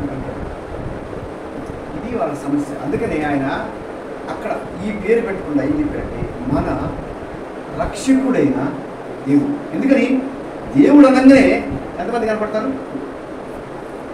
పూజారు కూడా చెప్పేది దేవుడు అనగానే ఎంతమంది కనపడతారు? వాళ్ళకు కూడా కనపడేది ఒకటే. కానీ దేవతలు అనగానే ఎంతమంది కనిపిస్తారు? నువ్వు ఏదైనా ఒక దేవుడి పేరు చెప్పు, ఆ దేవుడి పేరుతో రాగదు. ఒక 100 మంది దేవుడు కనిపిస్తారు మనకి. అందుకని ఏంటంటే ఆయన ఇక్కడ ఎందుకుని ఈ పేరు మన రక్షకుడైన దేవుడు అనగానే మన దృష్టి వన్నెస్, ఒక్కడే. ఈవెన్ మన ఉన్నటువంటి సోకాళ్ళు చాలామంది పూజారులు ఉన్నారు కదా, సన్యాసులు ఉన్నారు కదా, వాళ్ళు చెప్పింది దేవుడైతే ఒక్కడే, దేవతలైతే చాలామంది ఉన్నారు. వీళ్ళందరూ కూడా ఏంటంటే మనకు అందుబాటులో ఉన్నవాడు కాబట్టి వీళ్ళు రికమెండ్ చేస్తే ఆయన అంటాడు, అదే ఇంకేం లేదు. దేవుడైతే ఒక్కడే, 100 మంది దేవుడు ఉండే అవకాశం లేదు. ఇదే గ్రీకుల నమ్మకం కూడా ఇదే, వాళ్ళ బోధ కూడా ఇదే. అందుకని ఇక్కడ ఆయన రాసే పేరు ఏం చేశారంటే మన రక్షకుడైన దేవుడు. దీని గురించి చెప్తూ ఈ రక్షకుడైన దేవుడు ఆయన మనకు ఇచ్చేటువంటి మొట్టమొదటిది ఏంటి అనేది మొట్టమొదటి చూడండి. 3వ అధ్యాయంలో 3వ వచనం నుంచి మనకి కొన్ని మాటలు చదువుకుందాం. 3వ అధ్యాయం 3వ వచనం. ఎందుకనగా మనము కూడా మునుపు అవివేకులమును అవిధేయులమును మోసపోయిన వారమును నానా విధములైన దురాశలకును భోగములకును దాసులమై ఉండి దుష్టత్వమునందు అసూయతను కాలము గడుపుతూ అసహ్యులమై ఒకరినొకడు ద్వేషిస్తూ ఉంటుంది. కానీ ఇది మన పాత స్థితి, ఇట్లా ఉన్నాం మనం. అయితే ఇప్పుడు ఏమైందో చూడండి, మన రక్షకుడైన యేసు దేవుని యొక్క మన రక్షకుడైన దేవుడు, మన రక్షకుడైన దేవుని యొక్క దయయు మానవుడి వల్ల ఆయనకున్న ప్రేమయు ప్రత్యక్షమైనప్పుడు మనము నీతిని అనుసరించి చేసిన క్రియల మూలముగా మనము చేసిన పుణ్యకార్యాలు ఉన్నాయే, మన నీతిని అనుసరించి ఏంది, పేదవాడికి బట్ట పెడితే మంచిది, గుడికి ఫ్యాన్ ఇస్తే మంచిది, లేకపోతే దసరా పండుగకి కానికిస్తే మంచిది, లేకపోతే మన ఊళ్ళో మన వీధి మొత్తానికి విగ్రహం పెట్టి ఇస్తే మనకి మేలు. నేను ఇవన్నీ చెడో మంచో అని చెప్పట్లా, అవన్నీ కూడా మనకు మంచి అనిపించేసాం. మనకి అది అక్కడ బైబిల్ రాసిందంటే అది చెడ్డ మంచి అని చెప్పట్లేదు. ఏమంటే మనము మన నీతిని అనుసరించి చేసిన క్రియల మూలము కాక. అలా అంటే అకాలం ఎప్పుడు వచ్చింది. ఒకసారి మాకు బసిరెడ్డిని ఒక ఆయన ఇప్పుడు కనపడి ఏమంటే వాళ్ళ ఊళ్ళో చర్చికి డబ్బులు ఇచ్చింది నేనేనయ్యా, పెద్ద అమౌంట్ ఇచ్చినప్పుడు. అప్పుడు అందరూ క్రిస్మస్ డ్రామా వేస్తుంటే యేసు ప్రభువుకి నేనే వేసాను చిన్నప్పుడు, ఎవరైనా అడిగినప్పుడు నేను బాగా కలిసి ఉండేవాడిని అండి వాళ్ళందరితో. ఇవన్నీ చెప్తాడు అతను. ఇవన్నీ ఏంటి, మనము చేసిన ఇది, మనం అవన్నీ చెడ్డ పనులు పాపం చేసి, ఒక చెడ్డ పని కాదు, ఊళ్ళో కూడా అందరూ చెప్తారు ప్రెసిడెంట్ చాలా మంచివాడు, ఆయన చాలా మనకి చేస్తాడు, మనకి తను సహాయం చేస్తాడు అని చెప్పి. సో ఇది మనం ఈ నీతి క్రియల వల్ల కాక, ఆయన ఏనాడు రక్షించబడ్డా, రక్షణ ఉంది ఆయనకి, వాటిని బట్టి కాక ఆయన యొక్క దయా మానవుడు అనుకున్న ప్రేమ, అవి రెండు కూడా ప్రత్యక్షమై తన కనికరం పునర్జన్మ సంబంధమైన స్నానము ద్వారాను పరిశుద్ధాత్మ మనకు నూతన స్వభావం కలుగజేయడం ద్వారాను మనల్ని రక్షించను. ఈ రక్షకుడు చేసే పని ఏంటంటే రక్షిస్తాడు. ఈ రక్షకుడు ఏం చేస్తాడు, రక్షిస్తాడు. ఎక్కడి నుంచి రక్షిస్తాడు చెప్పాడు ఇందాక. మనం పూర్వం ఎందుకనగా మనం పూర్వం ఎట్టున్నాము, ముందు అక్కడి నుంచి రక్షించాడు, అజ్ఞానం నుంచి రక్షించాడు, అసూయ నుంచి రక్షించాడు, ద్వేషం నుంచి రక్షించాడు. ప్రతి ఒక్కడు చెప్పే మాటకి మోసపోయి అక్కడ సూర్యగ్రహణం రావడం ఏంటి అంటే కాదు. సూర్యగ్రహణం వస్తే తలుపులు తెచ్చుకోండి చూడబాకండి అని మనకి చెప్తాడు. మనం నిజమే భయపడి వేసుకున్నాము. దాన్ని వెళ్ళి అద్దాలు పెట్టి చూస్తే అమెరికా ఏమో ఆస్తిపతులు అయ్యారు, తలుపులు వేసుకుని మనం ఏమో అడుగుతుంటున్నాం. ఏది కరెక్ట్ చెప్పండి నాకు, అంతే కదమ్మా. మొన్ననే జరిగింది కదా. ఇప్పుడు ఇంకా రోజు మీకు సెల్ఫోన్ చూసి అడ్వర్టైజ్ వస్తుంది, పితృమాస్య అండి. పితృలు పెట్టండి, పితృలు పెడితే అయ్యగారికి డబ్బులు వస్తాయి, కానీ మన పితృలకి ఏమొస్తుంది, చచ్చిపోయిన పితృలు పెట్టమంటాం. దానికి ఏందో ఇంత ఇది పెడితే ఎంత ఇది అమౌంట్, దీనికి ఇంత అమౌంట్ అని చెప్తాడు. మా దగ్గర ఏం తయారు చేసి కొనుక్కోమంటాడు. దీనికి తప్ప రేటు పక్కన పెడితే మోసపోవడమే, అది అక్కడ చెప్పేది. మునుపు మోసపోయిన వారమును, తర్వాత అజ్ఞానంలో ఉన్న వారమును. అజ్ఞానం అంటే ఏంటంటే చెట్టుని చెట్టని, ఆవును ఆవని, మనిషిని మనిషి అని చూడలేక మనిషి ఏమో ఎదవలాగాను ఆవు ఏమో దేవతలా కనపడితే అది అజ్ఞానంగా ఏమవుతాడు. తోడబుట్టిన తమ్ముడు, బాగలేని చెల్లెలు, ముసలిదైన అమ్మేమో పురుగులా కనపడుతుంది. ఇంటి మంచి పేడేసిన అజ్జు దాన్ని పట్టు ఆవు పట్టు దండం పెట్టి దానికి కుక్క ముడితే నిలుపుతుందా అనవసరం దాని ముఖం అందమైన ముఖాన్ని పాడు చేసి నీ కుంకుమ పూసి. భక్తి అంటావు, భక్తి అంటే ఇంట్లో పెట్టుకో నువ్వు శుభ్రంగా పెట్టడానికి కాదు, ఇవి ఇంగిలాగా చేస్తాయి పాపం. భక్తి ఏమేస్తాం మనం గేదెలకి ఇంగిలాగా చేస్తాం. అంటే అజ్ఞానమా కాదా చెప్పండి? ఇది జ్ఞానం అనుకున్న అజ్ఞానం, ఇది జ్ఞానం అనుకున్న జ్ఞానం, అది వాళ్ళ స్థితి. దాని నుంచి రక్షించబడాలి. మొట్టమొదటిగా మనిషి ఆ అజ్ఞానం నుంచి, మోసపోయే స్థితి నుంచి నిన్ను ఇంకొకడు దాన్ని భూషిని చూపించి భయపెట్టకూడదు. నేను దేనికి ఎందుకు భయపడ్డంటే, నా కర్త నా రక్షకుడు ఎవరంటే దానిని సృష్టించిన వాడు, ఆ సూర్యచంద్రుడు సృష్టించిన వాడు నా రక్షకుడు. ఇంట్లోకి వచ్చాము, ఇంట్లోకి వచ్చిన తర్వాత ఇంట్లో ఉన్న ఏదైనా వస్తువుని చూసి ఇంట్లో బొమ్మలు పెడతాం కదా, పిల్లాడు దాకా భయపడతాడు. అమ్మమ్మ ఆ బొమ్మను తెలుస్తాడు, అమ్మేది అరే ఇది మన బొమ్మరా ఏం కాదు. వాళ్ళ అమ్మ చెప్పినప్పుడు ఏమొస్తుందండి? ధైర్యం వస్తుంది. అట్లా కానప్పుడు వాళ్ళ బొమ్మను చూసి భయపడుతుంది. మనం కూడా మన రక్షకుడు ఎవరంటే సర్వమును సృష్టించిన వాడు, సూర్యచంద్రుడిని ఆజ్ఞాపించేవాడు, వానికి వెలుగును ప్రసాదించిన వాడు, జ్యోతిర్మయుడైన దేవుడు అని తెలిస్తే నువ్వు గ్రహణానికి భయపడవు. నేను పనిచేసే చోట ఒక అమ్మాయి చిన్నప్పటి నుంచి వెలిగింది. మరి ఇంతకంటే చిన్నప్పటి నుంచి మా దగ్గరే వెలిగింటే మా సండే స్కూల్ వస్తుంది, దాదాపు నా దగ్గరే వెలిగింది ఒక అమ్మాయి. అంటే బాగుండేది. అయితే నేను సెలవుకి ఇంటికి వచ్చినప్పుడు ఆ అమ్మాయి పుష్పావతి మెచ్యూర్ అయింది. ఆ రోజు అమావాస్య అంటే మేము చూడలేదు అని ఎవరో చెప్పారు, అమావాస్య అయ్యో ఈరోజు అని. చూడండి ఎలా ఉంటుంది అంటే ఎంత అజ్ఞానమో చూడండి. వాళ్ళ నాన్న అమ్మాయి సరే నేను చెప్పారట. సార్ నేను గబగబా వెళ్ళాను, సెలవైనా కానీ వెళ్ళి ప్రార్థన చేశాను, అమ్మాయిని కూర్చోబెట్టాము, ఏమేం కావాలో చేసాము, అయిపోయింది. చిన్నప్పటి నుంచి అమ్మాయి ప్రార్థన చేసుకుంటుంది కాబట్టి. కానీ వాళ్ళ నాన్న గుండెలో దడ ఉంది. ఏంది అది? అమావాస్య. ఆ ఊరు పూజ దొరికినాడు. అయితేను మీ అమ్మాయికి పెద్ద ఎక్కువ మెంటర్ వస్తుంది, అమావాస్య రోజు ఇట్లా అవ్వకూడదు, పుష్పాది కాకూడదు, మీ అమ్మాయికి మెంటర్ వస్తుందని చెప్పాడు. వాళ్ళ ఇంట్లో అంతకుముందు ఒక అమ్మాయి ఉంది, రాజలక్ష్మి. రాజలక్ష్మి అనే అమ్మాయికి వాళ్ళ అక్క అంటే ఈ అబ్బాయి వాళ్ళ అంటే అమ్మాయి నాన్న వాళ్ళకి అది అనుమానం ఉంది, పుట్టదేమో అని. దాని మీద పెట్టి వాడు 25,000 ఇస్తే నేను స్నాన్ చేస్తాను అన్నాడండి. 25,000 స్వర్గము, 25,000 పాపం, 25,000 రోగం అయిపోయితే డాక్టర్లు ఎందుకు, ఈ డబ్బులు ఎందుకు, ఈ గుళ్ళు ఎందుకు, ఏం ఎందుకు? సరే అయిపోయింది, నాకేం చెప్పలేదు వాళ్ళు. అంత అయిన తర్వాత సరే దిగిపోయారు. ఫంక్షన్ జరుగుతుంది. ఉండదాకా గంగమ్మ నాకు చెప్పింది, మాసి గారు ఇట్లా జరిగింది, నేను పోయాము, వాడు 25,000 అడిగాడు, నేను బేరం ఆడి 15,000 చేస్తా అన్నాడు చివరికి అని చెప్పన్నాడు. నేను ఒకటే ఒక మాట చెప్పాను, ఆ రోజు అమావాస్య అని దేవునికి తెలుసా, పూజారికి తెలుసా అని అడిగాను. మొదటి ప్రశ్న నేను అడిగింది వాళ్ళు. అదేందయ్యా అంటే వాళ్ళు కూడా క్యాలెండర్ చూస్తే వాడు కూడా తెలుసుగా అని చెప్పాను. మరి తెలిసినప్పుడు వాడన్నా ఆపాలా, తెలిసినప్పుడు అంతే కదా. ఆ అమ్మాయి విశ్వాసం కూడా వాడన్నా ఆపాలి, అది మంచిది కాబట్టి దేవుడిని ఆపాలా. ఒకవేళ అమ్మాయి వెంటలైతే తక్కువ తెలిసిన ఆ రోజు ఆ విధమైన కార్యాన్ని అలవ చేసిన దేవుడితో. ఇప్పుడు చెప్పండి, నేను మామూలు మాట్లాడుతాను, ఛాలెంజ్ చేసి మాట్లాడుతాను ఈ విషయాన్ని చెప్పేవాళ్ళు. అప్పుడు పూజ అంటాము, నేను ఛాలెంజ్ చేస్తే ఇక్కడే ఉంటాను. ఆ అమ్మాయికి నిజంగా ఆ అమ్మాయి నేను దత్తు తీసుకొని ఆ అమ్మాయి ప్రతిగా నేను తాగుతా, బాండ్ రాయిస్తాను. వాడిని రాయను, అది ఖచ్చితంగా వెంటనే నేను రాయను. శాంతి చేయకపోతే వస్తుంది నాకు రాయమను, నేను రాయిస్తా బాండ్. ఎందుకంటే వాళ్ళకి తెలుసు నేను అక్కడ ఏం చేస్తాను, ఎలా ఉంటాను తెలుసు వాళ్ళకి. ఇది జరిగింది. సరే వాళ్ళ ఆమె వెళ్ళలేదు, వీడి వరకు రహస్యంగా వాళ్ళ నాన్న వెళ్ళి ఏదో మంత్రం వేసి తాయి తెచ్చాడు, అట్లా కాదు పెట్టాడు. నేను చూశాను, ఆ రోజు నేను తీపిచ్చేస్తాను, ఏం కాదు. ఆ అమ్మాయి ఇప్పుడు ఎంఎస్సి బయోకెమిస్ట్రీ తిరుపతిలో చదివి మన రీసెంట్గానే అమ్మాయి పెళ్ళింది. ఎట్లా దేవుడు నిన్ను పుట్టించిన దేవుడు ఎప్పుడు పుట్టించాలో, ఎందుకు పుట్టించాలో ఆయన తెలుసు. వీడెవడని చెప్పడానికి అది అజ్ఞానం.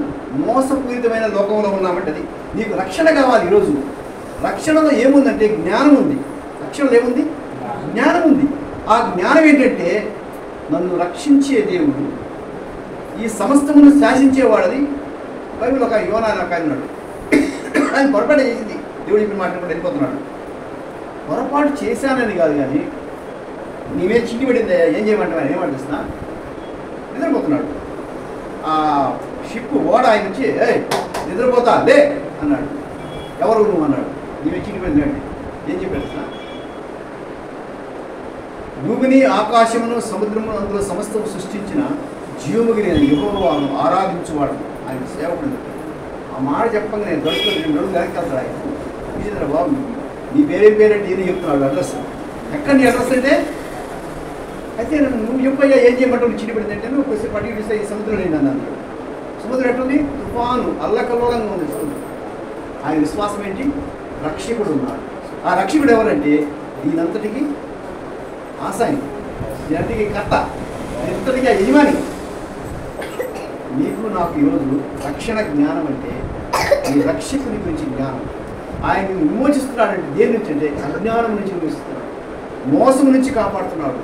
ద్వేషం నాకు అంతకుముందు ఏమి చూసిన ద్వేషం నాకు వెళ్ళకు నేను నాకు ఇచ్చింది గొప్పతన్న విషయం నేను చూడలేకపోతున్నాను. పక్కడుకుందంట బాగుంది అనుకుంటున్నాను. 2 నెలల్లో నేను ఇక్కడ వచ్చి సేవ పెడితే దేవుడు నాకు ఒక విశ్వాసం ఒక ఆత్మ ఇచ్చినా గొప్ప.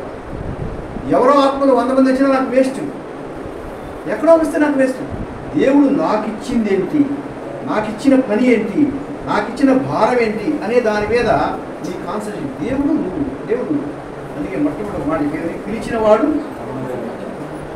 ఆ పిలిచిన వారి గొప్పతనం రోజు తెలియాలి, క్షణం తెలియాలి, కరువులో తెలియాలి, కాటకంలో తెలియాలి, రోగంలో తెలియాలి. నీకు ప్రతి పరిస్థితిలో ఎన్నింటినా ఆయన గొప్పతనం నీకు నేర్పడం కోసం ఎన్నిచ్చాడు. దావీదుని సొంత కొడుకు తరుగుతున్నాడు.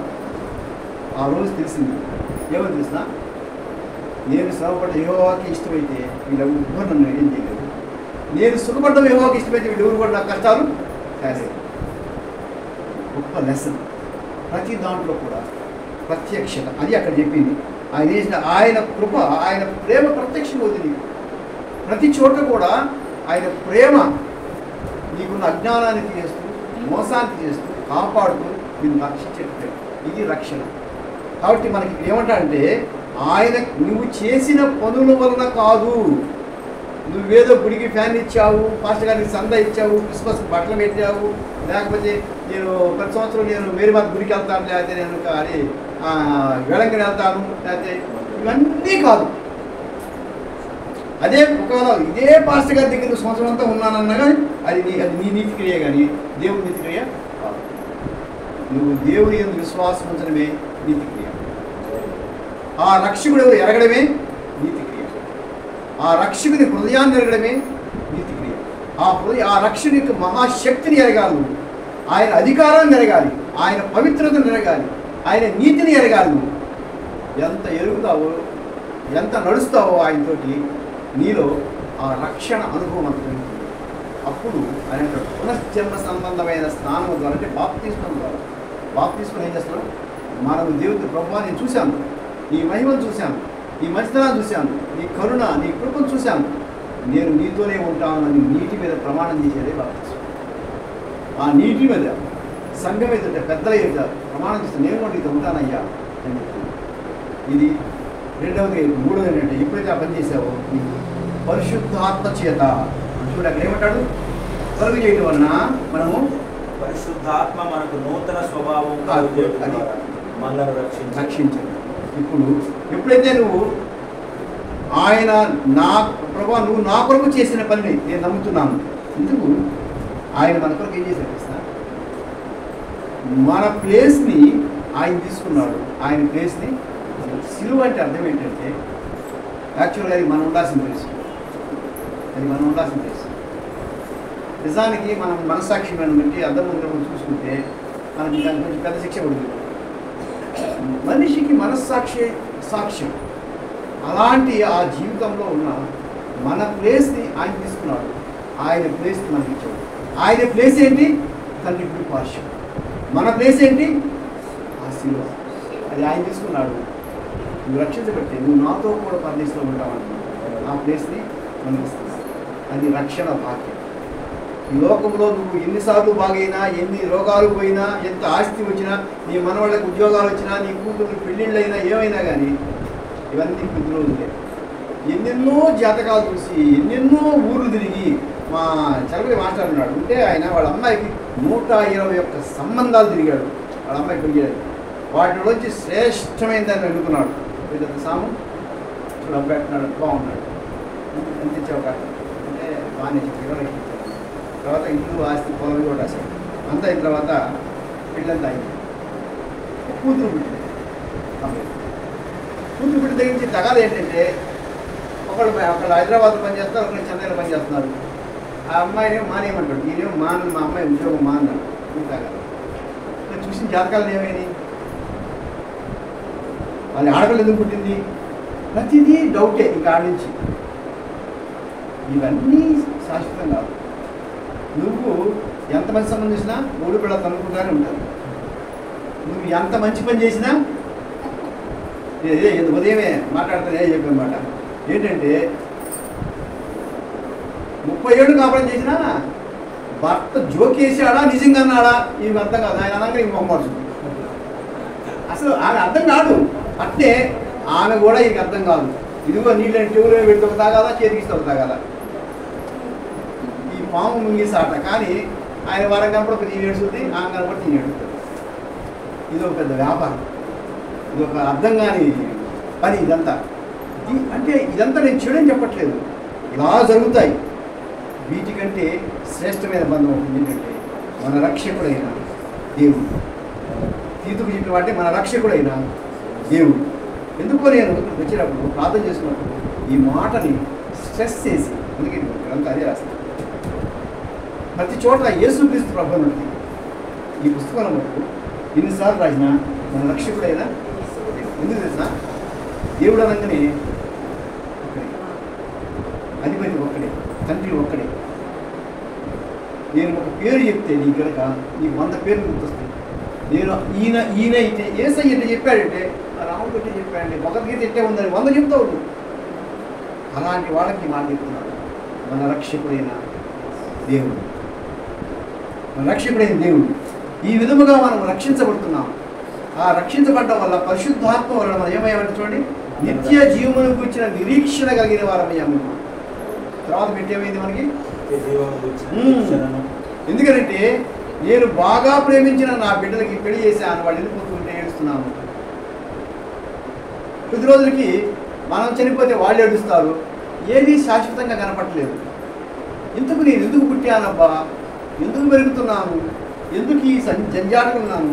పాస్ గారికి కొంతకాలం సేవ డౌట్ రావచ్చు, ఈ సేవ ఎందుకు వచ్చాను, నేను ఏ పని చేసుకుంటే బాగుండో, ఏం చేస్తే బాగుండో, తప్పు చేశానేమో, నేను ఇది పిలుపో కాదు. ఖచ్చితంగా వస్తాయి డౌట్ అని, ఖచ్చితంగా వస్తాయి ఎన్ని డౌట్.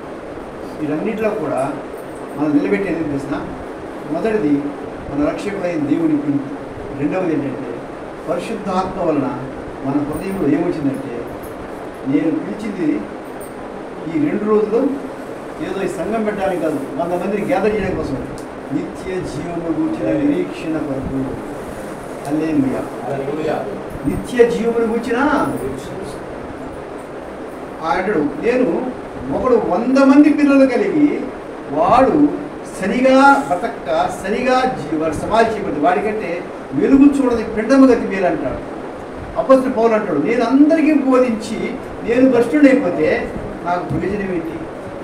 ఈరోజు సేవకుడైనా మనం విశ్వాసి అయినా ఎవరైనా నేర్చుకోవచ్చు ఏంటంటే, నీలో నిజముగా నా రక్షకుడైన దేవుడు, నా రక్షకుడు యేసు ప్రభు అంటే నా స్థానమును ఆయన తీసుకొని ఆయన స్థానమును నాకు ఇచ్చిన దేవుడు. అది రెండో మాట మనం నేర్చుకోవచ్చు. ఏంటది, నా స్థానమును ఆయన తీసుకొని ఆయన స్థానమును నాకు ఇచ్చిన దేవుడు నా రక్షకుడైన దేవుడు అని అనుకున్నప్పుడు పరిశుద్ధాత్మ వలన నీకు రెండవ ఆశ, రెండవ చిగురించినటువంటి ఒక చిగురు ఏంటంటే నిత్య జీవాంతమైన నిరీక్షణ. నేను ఈ లోకంలో ఎన్ని శ్రమలు పడ్డా, ఏమి చేసినా నా కొరకు ఒక గృహం ఉన్నది, నా కొరకు దాచబడిన స్థలం ఉన్నది, నా కొరకు సిద్ధపరచబడిన స్థలం ఉన్నది. ఇట్స్ ప్రిపేర్డ్, సిద్ధపరచబడిన స్థలం ఉన్నది. బంధువులు వస్తారు పోతారు, సంఘస్థులు వస్తారు పోతారు, అనేక మంది వస్తారు పోతారు. సంఘంలో ఏ వచ్చినంత ఉంటారు కాదు, వస్తారు పోతారు. ఏంటి ఈ ఎడబాటు కలయికలు వీటన్నిటి మధ్య సాగే జీవితంలో ఒకసారి నవ్వు ఒకసారి ఏడుపు ఉండే ఈ జీవితంలో అనేక మంది కలిసిపోతారు. ఎడబాటులో ఏడుస్తూ ఉంటాము, కలిసినప్పుడు సంతోషపడుతుంటాము.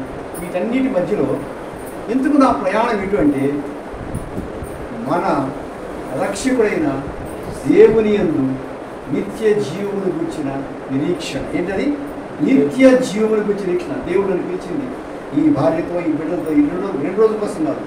వీళ్ళందరూ నేను చూస్తుండగానే మాయమైపోతాను. నేను మాయమైపోతాను. వీళ్ళందరూ ఉండగానే నేను మాయమైపోతాను. ఎక్కడికి? నిత్య జీవుడు. మరి అక్కడేం చేస్తాను? ఏ సృష్టికర్త అయితే భూమి ఆకాశం ఇచ్చాడో ఆయన ఉద్దేశం నెరవేర్చే పనికి నేను వెళ్తాను. ఆయన వెలుతురు తీసుకొని నేను ప్రకాశిస్తాను. ఆయన నీతిని తీసుకొని ప్రకాశిస్తాను. ఆయన పరిశుద్ధత తీసుకొని నేను ప్రకాశిస్తాను.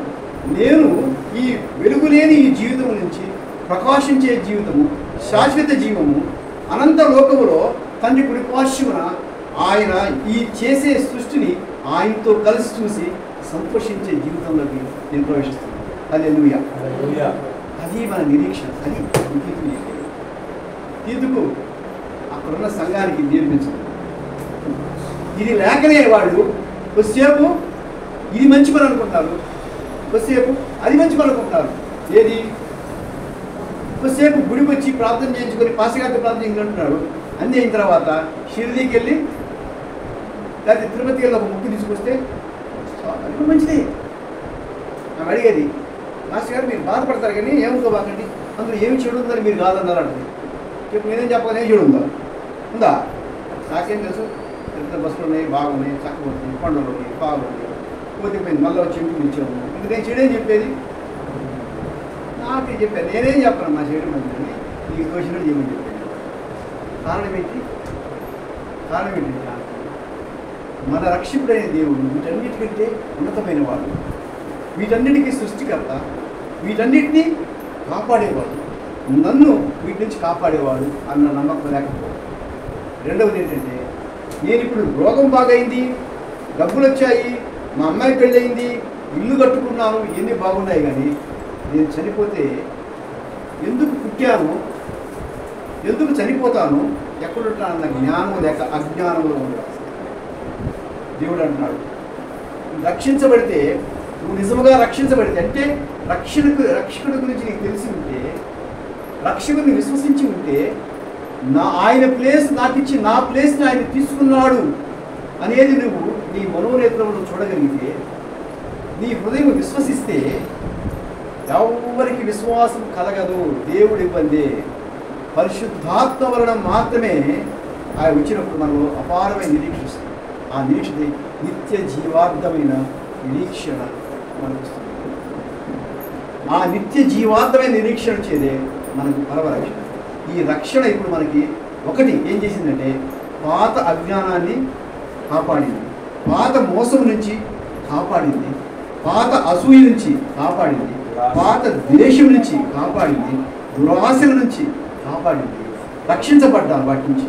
రెండవది, నేను ఈ లక్షణంలో కొత్తది ఒకటి తెలుసుకున్నాను. ఏంటంటే, పరిశుద్ధాత్మ ఈ జీవితానికి నిత్య జీవార్థమైన రక్షణ ఉన్నది అనే విషయాన్ని నేను తెలుసుకున్నాను.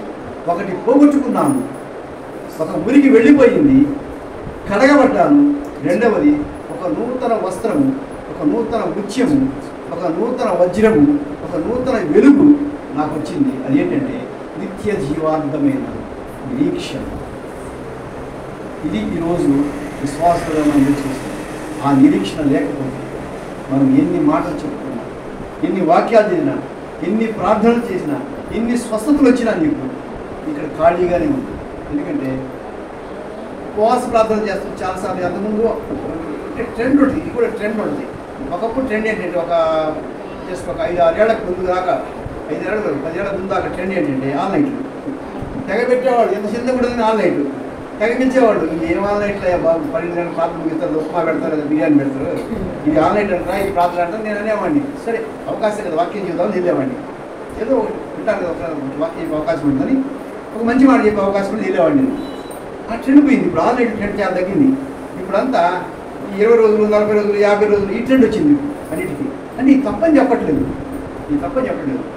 వీటన్నిటిలో ఆ ఆన్లైట్లైనా, ఈ హోల్ లైట్లైనా, వీటన్నిటిలో కూడా మనం ఏమి ఎరుగుతున్నాము, ఏమి తెలుసుకుంటున్నాము.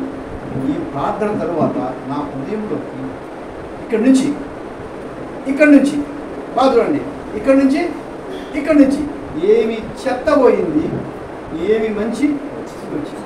ఇది జరగకపోతే నిద్ర మీద కొని, నిద్ర తర్వాత టీలు తాగి, ఆ తర్వాత ఉప్మా తిని గ్యాస్ రావడం తప్ప ఏం లేదు. మాకు ఒక పాస్టర్ ఉంది అమ్మ ఈ హృదయం మానతే అది రావాలి లోపలికి.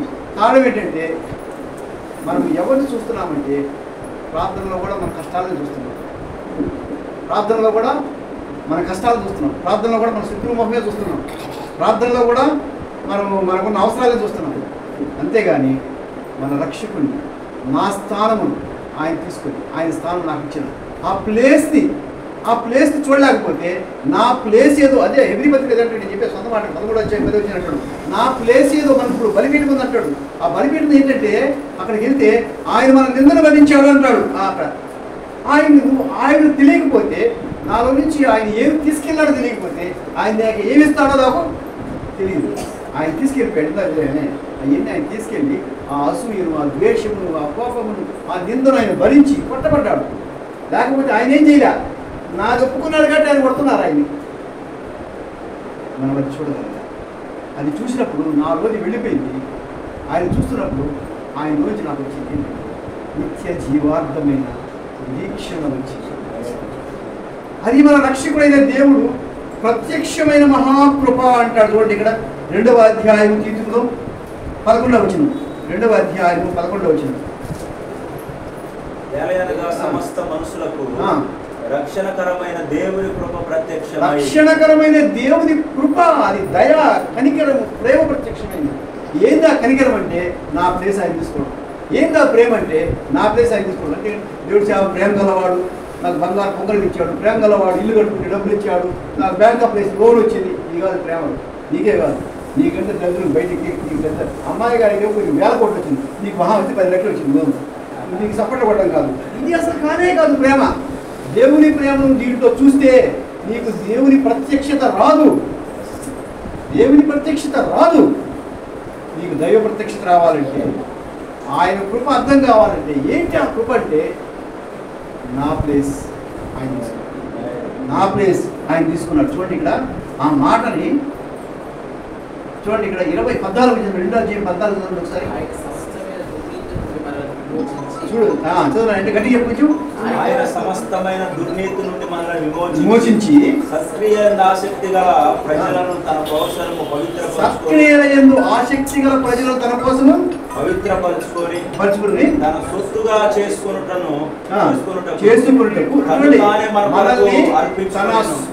చేసుకొనుటకు ఎన్ని ఇవ్వడానికి ఏంటి మనం సత్క్రియ చేసేవాళ్ళంగా దేవుని సొత్తుగా ఆయన బిడ్డలుగా మనం మారడం కోసం ఏం చేశాడంట, తను తాను అర్పించుకున్నాడు. అంటే ఎలా అర్పించుకున్నాడు, నా ప్లేస్ ఆయన తీసుకొని ఆయన ప్లేస్ నాకు ఇచ్చాడు, నా ప్లేస్ ఆయన తీసుకున్నాడు.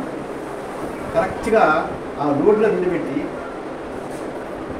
నాకు ఏదైనా ఒక మ్యాజిక్ నా మనసు ఎట్టాడుకో నా బుర్రలో ఏమేమి ఆలోచన వస్తే పెడితే ఉన్నీయకుండా ఎవడు పోడు. ఎందుకంటే టెక్నాలజీ కూడా చెడ్డోడే, కానీ వాడికి చెడ్డోడు చూస్తే ఆంధ్రప్రదేశ్కి మంచి పాట ఉంది. హే ప్రభు యేసు హే ప్రభు యేసు అంటాడు.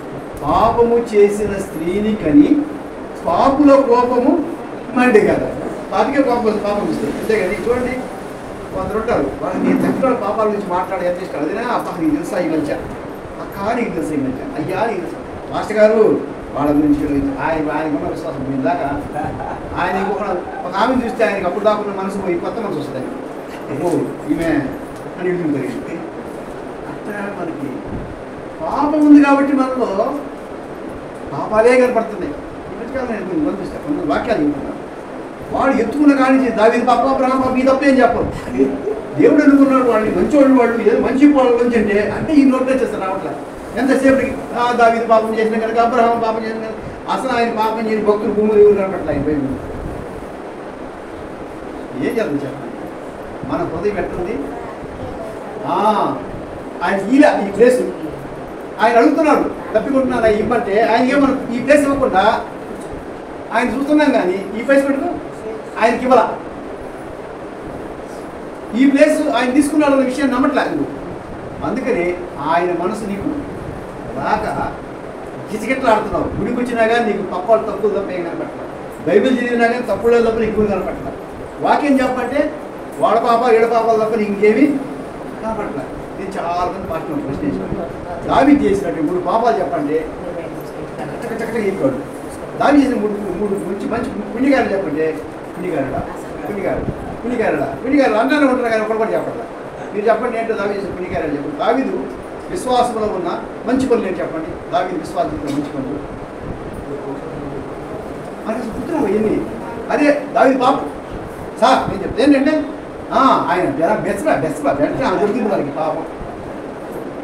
ఏమి మన కన్నులు ఏమి ఎదుగుతున్నాయి బైబిల్లో కూడా. సేవకుల జీవితాన్ని చూస్తే సేవకుడు ఏమి ఎదుగుతున్నాము. వ్యసన గారు చాలా గొప్ప సేవ అంటే మా తెలిసాడు ఆయన అంతా ఏం తెలిసింది. ఎవరు నిలబెట్టావు నువ్వు? కారణం ఏంటంటే నీ గొప్పంతా నీ దగ్గరే ఉంది.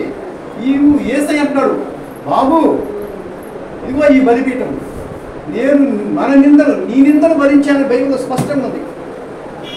ఈ నిందను నేను భరిస్తున్నానయ్యా, నువ్వు పాడకి వెలుపలికి వచ్చి నా నిందను నువ్వు భరించు అంటున్నాడు ఆయన.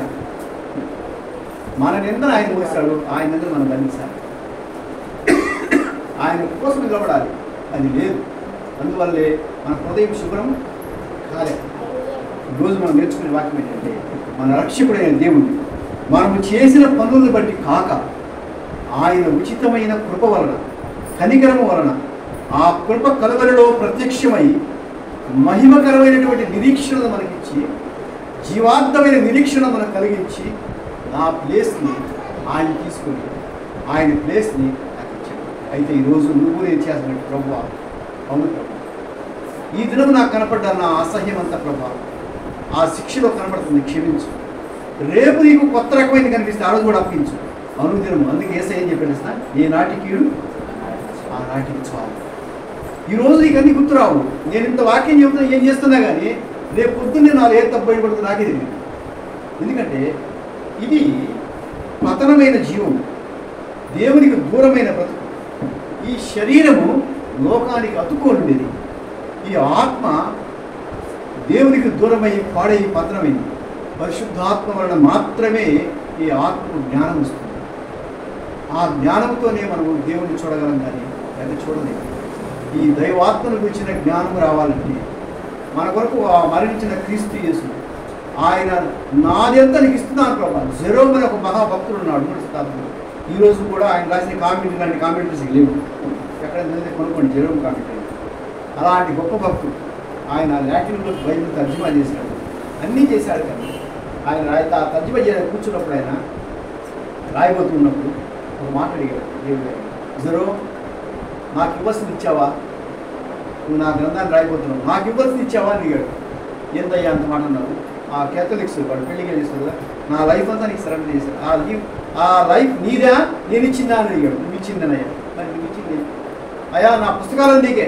ఆ పుస్తకాలు నీ గురించే నా గురించి నీ గురించేనయ్యా. మరి నువ్వేమిస్తావు నాకు అన్నీ అడిగిన తర్వాత జెరోమ్ మోకరించాడు, ప్రభా నేను ఇంకేమి ఇవ్వాలి ప్రభా నీకు అంటే ఎప్పుడంటాడు, సిలువలో చేతులు చాపి నేను దేనికి తప్పికొన్నాను అప్పుడంటాడు, ప్రభా నేను పాపాలు చేయలేదు కానీ స్వభావంలో ఎంత పాపిను, ప్రతి అంశంలో ఎంత కోపం వస్తుందో, ప్రతి అంశంలో ఎంత ద్వేషం వస్తుందో, ఏదైనా చూసినప్పుడు ఎంత అసూయ కలుగుతుందో. అది పుట్టే ఇది ఒక పుట్ట, ఇందులోంచి కూతునే ఉన్నాయి.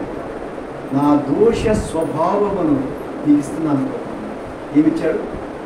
దోష స్వభావం. మనం కూడా ఒకవేళ భక్తులు ఉండొచ్చు, సేవ చేస్తూ ఉండొచ్చు, అనుదినము మనలో పుట్టేది పాపము ఊట వలె పుట్టే ఈ జీవితాన్ని అనుక్షణమైన అప్పగించాలి. అప్పుడే నూతనమైన రక్షణ అనుభవంలోకి వస్తాం, నూతనమైన ఆత్మానుభవంలోకి వస్తాము, నూతనంగా పరిశుద్ధాత్మ శక్తిని మనం అనుభవిస్తాము, నూతనమైన దర్శనంలోకి వస్తాము, నూతనమైన జ్ఞానాన్ని పొందుతాము.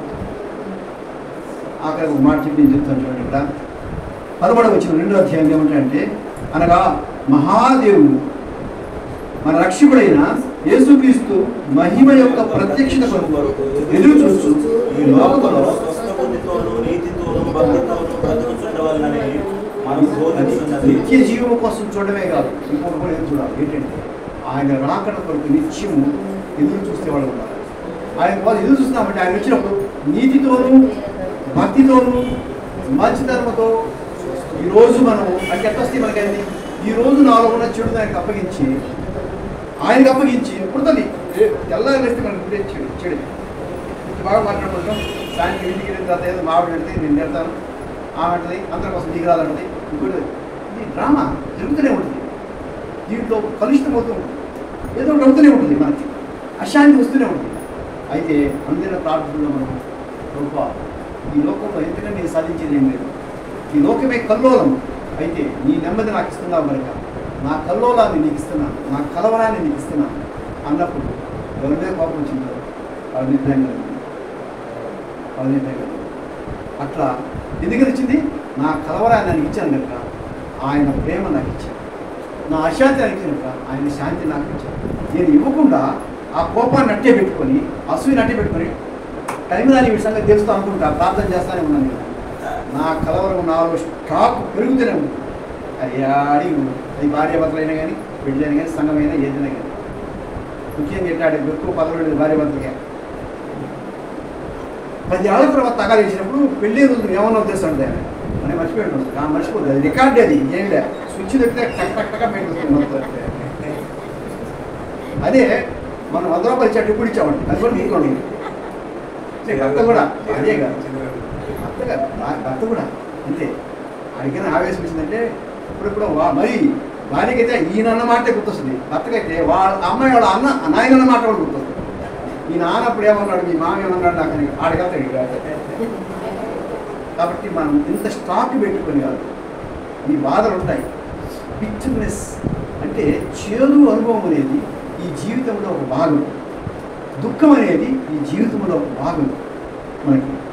మనము అసూయపడ్డం అనేది జీవితంలో ఒక భాగం, భయపడ్డం అనేది జీవితంలో ఒక భాగం, కలవరం అనేది జీవితంలో ఒక భాగం. అనుదినం మోకరించి ఇవన్నిటినీ కలువరలో మోసిన ఆయనకు అప్పగిస్తే వాటన్నిటికీ ఆయన దగ్గర ఉన్న ఆ నెమ్మదిని, ఆ శాంతిని, ఆ ప్రేమను, ఆ కరుణను, ఆ కిరణాలను ఉదయింపజేస్తే మనం ప్రశాంతంగా నిత్య జీవమైన నిరీక్షణ, ఆయన రాకడ కొరకైన అపేక్ష కలిగి ఆయన చూస్తూ నిత్యం అలా నడుచుకుంటున్నా కానీ ఆత్మ స్థుతిస్తూనే ఉంటుంది, మన మనస్సు పాడుతూనే ఉంటుంది. ఆయన గురించిన ఆలోచన పురంతా నిండిపోయి ఉంటుంది. నేను నా ప్రియుడు రాదు, ఆ ప్రియుడు నావాడు, నేను ఆయన గురించి నిత్యం పాడతాను. Great experience. ఏదో ఇక్కడ మాట్లాడితే శ్రమలో కూతున్నప్పుడు కూడా నా ప్రియుడు రాదు, ఆ ప్రేమ గుర్తురాదు. నువ్వు మోసావయ్యా నా దుఃఖాన్ని, ఇస్తానంటే వద్దను కూడా తీసుకున్నావయ్యా నా పాపాన్ని. ఎవ్రీ మినిట్ అది నా ప్రియుడు నావాడు, నేను నా ప్రియుడు, ఆయన నా ఇంత అపేక్ష కలిగినాడు. ధర్మగీతాలు శివలమితాడు. ఆ గొప్ప అనుభవం, ఆ గొప్ప అనుభవం లేకపోతే నీకు ఈ మనుషులతోనే, ఈ బంధాలతో, ఈ ఫ్రిక్షనల్ రిలేషన్స్ తోటి, లేకపోతే ఈ ఆస్తిపాస్తులతోటి నువ్వు ఎంతసేపు గుడిపెట్టుకున్నా కానీ నువ్వెప్పుడు నెమ్మదిని అనుభవించలేదు, ఎప్పుడు సమాధానం చూడలేదు. నువ్వు అలా చూస్తున్నప్పుడు ఖచ్చితంగా నీ కుటుంబం నువ్వు సమాధానం చూడగలవు, ఖచ్చితంగా నీ యొక్క సహవాసంలో నువ్వు సమాధానం చూడగలవు. ఏదో పొరపొచ్చాలు వచ్చినా కానీ వాటిని నువ్వు కడుక్కొని ముత్యంలాగా ఉండగలవు. ఎన్ని చెప్పా కాబట్టి నాకు ఉన్నాయి అనుకోవాలి మీరు, ఎన్ని చెప్పా కాబట్టి నాకు ఉన్నాయి ఏదో చాలా బాగుండ కాదు, నీకంటే ఇంకా భయంకరంగా ఉంటాను. కానీ నాకు ఒకటి తెలుసు, అదేంటంటే నా రక్షకుడు దేవుడు, ఆయన నా రక్షకుడు. ఆయన నా కన్నీరు నుంచి ఆయన రక్షిస్తాడు, నా దుఃఖం నుంచి ఆయన రక్షిస్తాడు, నా అసూయ నుంచి ఆయన రక్షిస్తాడు, నాకు ప్రతి డైమెన్షన్లో కూడా నా బలహీనత రక్షిస్తాడు, ప్రతి చోట ఆయన రక్షిస్తాడు. ఆ రక్షకుడు నేను చూడగలుగుతాను, నువ్వు కూడా చూడగలిగిన రోజు అది చాలా శ్రేష్టం. లాస్ట్ ఒక చిన్న మాట చెప్పి ఇస్తాను చూడండి. ఒక అబ్బాయి, చిన్న ఉదాహరణ చెప్తాను. ఒక అబ్బాయి యవనస్తుడు, మంచి 16 ఏళ్ళ యవనస్తుడు ఒక అరణ్యంలో ప్రయాణం అయిపోతూ ఉన్నాడు. ఆ అరణ్యంలోకి ప్రవేశించగానే పురుగులు, సింహాలు, పాములు, తేళ్లు భయంకరంగా ఉంది. వికారణ్యంగా ఉంది, అక్కడ లేని విషమ జంతువు లేదు. కొంచెం దూరంగా వెళ్ళగానే ఆ అబ్బాయికి చాలా భయం వేసి పెద్దగా అరుస్తున్నాడు. ఈ అరణ్యంలో ఎవరు కాపాడేది, నేను ఒక్కడే ఉన్నాను ఏంటంటే ఆ అరణ్యానికి మొత్తానికి ఒక యజమాని ఉన్నాడు, మహావృద్ధుడు. ఆయన వచ్చాడు, చాలా ఎత్తుకున్నాడు, పెద్ద గడ్డ ఉంది ఇట్లా. ఆయన మహావృద్ధుడు ఆ బాబుని చూసి నవ్వాడు. ఆవిడ నాకు చాలా భయం వేస్తుంది, అరణ్యంలో నాకు తోడొస్తావా అని అడిగాడు. అంటే వస్తానన్నాడు. ఎక్కడ దాకా వస్తా ఉన్నాడు, నేను నిత్యము తోడుగా ఉంటా అన్నాడు. అని 2 అడుగులు వేయగానే ఆయన లేడు. నువ్వు వస్తానన్నావు ఏది అంటే అప్పుడు అంటాడు, నేను పక్కకి వెళ్ళిన ప్లేస్లో చూడు, అక్కడ ఒక చిన్న కొయ్య ఉంది, అక్కడ ఏముంది, ఒక కొయ్య ముక్క ఉంది. అది నాది, నేను అక్కడి నుంచి అది తీసుకో. ఆ కొయ్య ముక్క నీ చేతిలో ఉన్నప్పుడు నీ దగ్గరికి ఏమొచ్చినా కానీ అది చూపించు. నువ్వు ధైర్యంగా ఈ అరణ్యములో ప్రయాణం చేయగలవు. అరణ్యము దాటినాక నువ్వు సువర్ణమైన ప్రదేశానికి వెళ్తావు అని చెప్తాడు. నమ్మాడు, అబ్బాయి తీసుకున్నాడు. ఆ కొయ్యలు పట్టుకున్నాడు. పోగానే ఒక సింహం వచ్చింది, దాన్ని చూపించాడు. అదేంటే పక్కెళ్ళిపోయి ఇదేదో బాగానే ఉంది అని చెప్పాడు. వెళ్తున్నాడు, విషపు నాకులు వచ్చాయి అని చూపించాడు. ఆ పాములు ముడుచుకుని వెళ్ళిపోతున్నాడు. ఇంకా విశ్వాసం పెరిగింది ఆ అబ్బాయి. అయితే పోతూ ఉంటే ఒక వాగు వచ్చింది. ఇవి పోయాయి కదా, ఇవి చూద్దామని ఆ వాగు మీద ఆ కర్రలు పెట్టాడు. వాగు చీలిపోయి దాటిపోతున్నాడు. ఇంత హ్యాపీగా పోయే ఈ ప్రయాణంలో కొంచెం అలసిపోయి ఒక చెట్టు వచ్చింది, చిక్కగా ఉంది, చల్లటి నీళ్ళు ఉన్నాయి, ఒక కాలం ప్రవహిస్తుంది, నీళ్ళు దగ్గర చేశాడు. పడుకున్నాడు. ఆ కొయ్యను ప్రక్కన పెట్టాడు, పడుకొని నిద్రపోయాడు. నిద్రపోయాడు, లేచాడు. లేచి యథావిధిగా తన ప్రయాణం సాగించాడు. 1 కిలోమీటర్ దూరం వెళ్ళాడు. వెళ్ళగానే అక్కడ 2 పెద్ద పాములు ఎదురు చిక్కున్నాడు. నేను చూపించాలి ఆయన ఏది ఎత్తుకున్నాడు. లేదు, పాములు పుసుకొడుతున్నాయి. భయం వచ్చేసింది. పెద్ద గరిచాడు. అయ్యా నువ్వు వచ్చావే ఎక్కరాలు. ఆయన ఏం మాట్లాడాలి, ఏ శబ్దం పడలా, కంటికి ఎవరు కనపడలా, ఏది అర్థంగా. వెంటనే అబ్బాయి కావాల్సింది వెనక్కి తిరిగి పరిగెత్తుకుంటా వెళ్ళి ఆ కొయ్య ఉన్న చోటుకి దాని మీద ఎగిరి గట్టిగా పట్టుకుంది. అది పట్టుకొని లేయగానే అప్పుడు దాకా తరిమే పాముల వల్ల వెనక్కి ఏం పోగొట్టుకోకూడదు అబ్బాయి, ఆ కొయ్యను పోగొట్టుకోకూడదు. ఆ అరణ్యానికి యజమానుడు, రాబోయే సువర్ణ లోకానికి అందమైన సృష్టికర్త, ఆయన నైపుణ్యం కలిగిన వాడు. ఆయన ఇచ్చింది నీకు కొయ్యలాగే కనిపించవచ్చు, అది నీకు నిష్ప్రయోజనంగా కనిపించవచ్చు. ఇట్లాంటి 100 కొయ్యలు చూసావనుకోవచ్చు, కానీ ఆ 100 కొయ్యలు ఆయన ఇచ్చినవి కాదు. నీకు 100 మంది దేవుడు తెలిసి ఉండొచ్చు, కానీ నీ కొరకు వచ్చినది కాదు. వాళ్ళ కొరకు, వాడు భార్య కొరకు, వాడు రాజ్యం కొరకు వచ్చాడు. నీ కొరకు వచ్చిన దేవుడు, నీ కొరకు పంపిన పర్వతండ్రి. అది అనుకోవచ్చు, ఇట్లాంటి నాకు చాలా తెలుసు అనవచ్చు. ఇట్లాంటి మంచి మాటలు చెప్పేవాడు మాకు చాలా మంది తెలుసు అనుకోవచ్చు. ఇట్లాంటి పుస్తకాలు నేను చాలా చదివానని చెప్పచ్చు. ఇన్ని చాలా తెలిసిన ఆయన ఇచ్చిన పుస్తకాలు కాదు, ఆయన ఇచ్చిన కొయ్య కాదు, ఆ యజమానుడు ఇచ్చిన ఆ కొయ్య మాత్రమే అరణ్యములో నిన్ను క్షేమంగా నడిపించగలవు. ఈరోజు చెప్పండి, మనం చూసిన ఆ కొయ్య, నువ్వు ఆ సిలువను మోసుకొని పోతావా, ఆ సిలువను ముందు పెట్టుకొని పోతావా? ఒకవేళ నీ ప్రయాణంలో అలసిపోయి ఆ సిలువను ఎక్కడో మర్చిపోయి, ఓహో నాకు చాలా జ్ఞానం ఉంది, దేవుడిని మీకు తెలుసు అనుకొని సిలువను కూడా మర్చిపోయావు.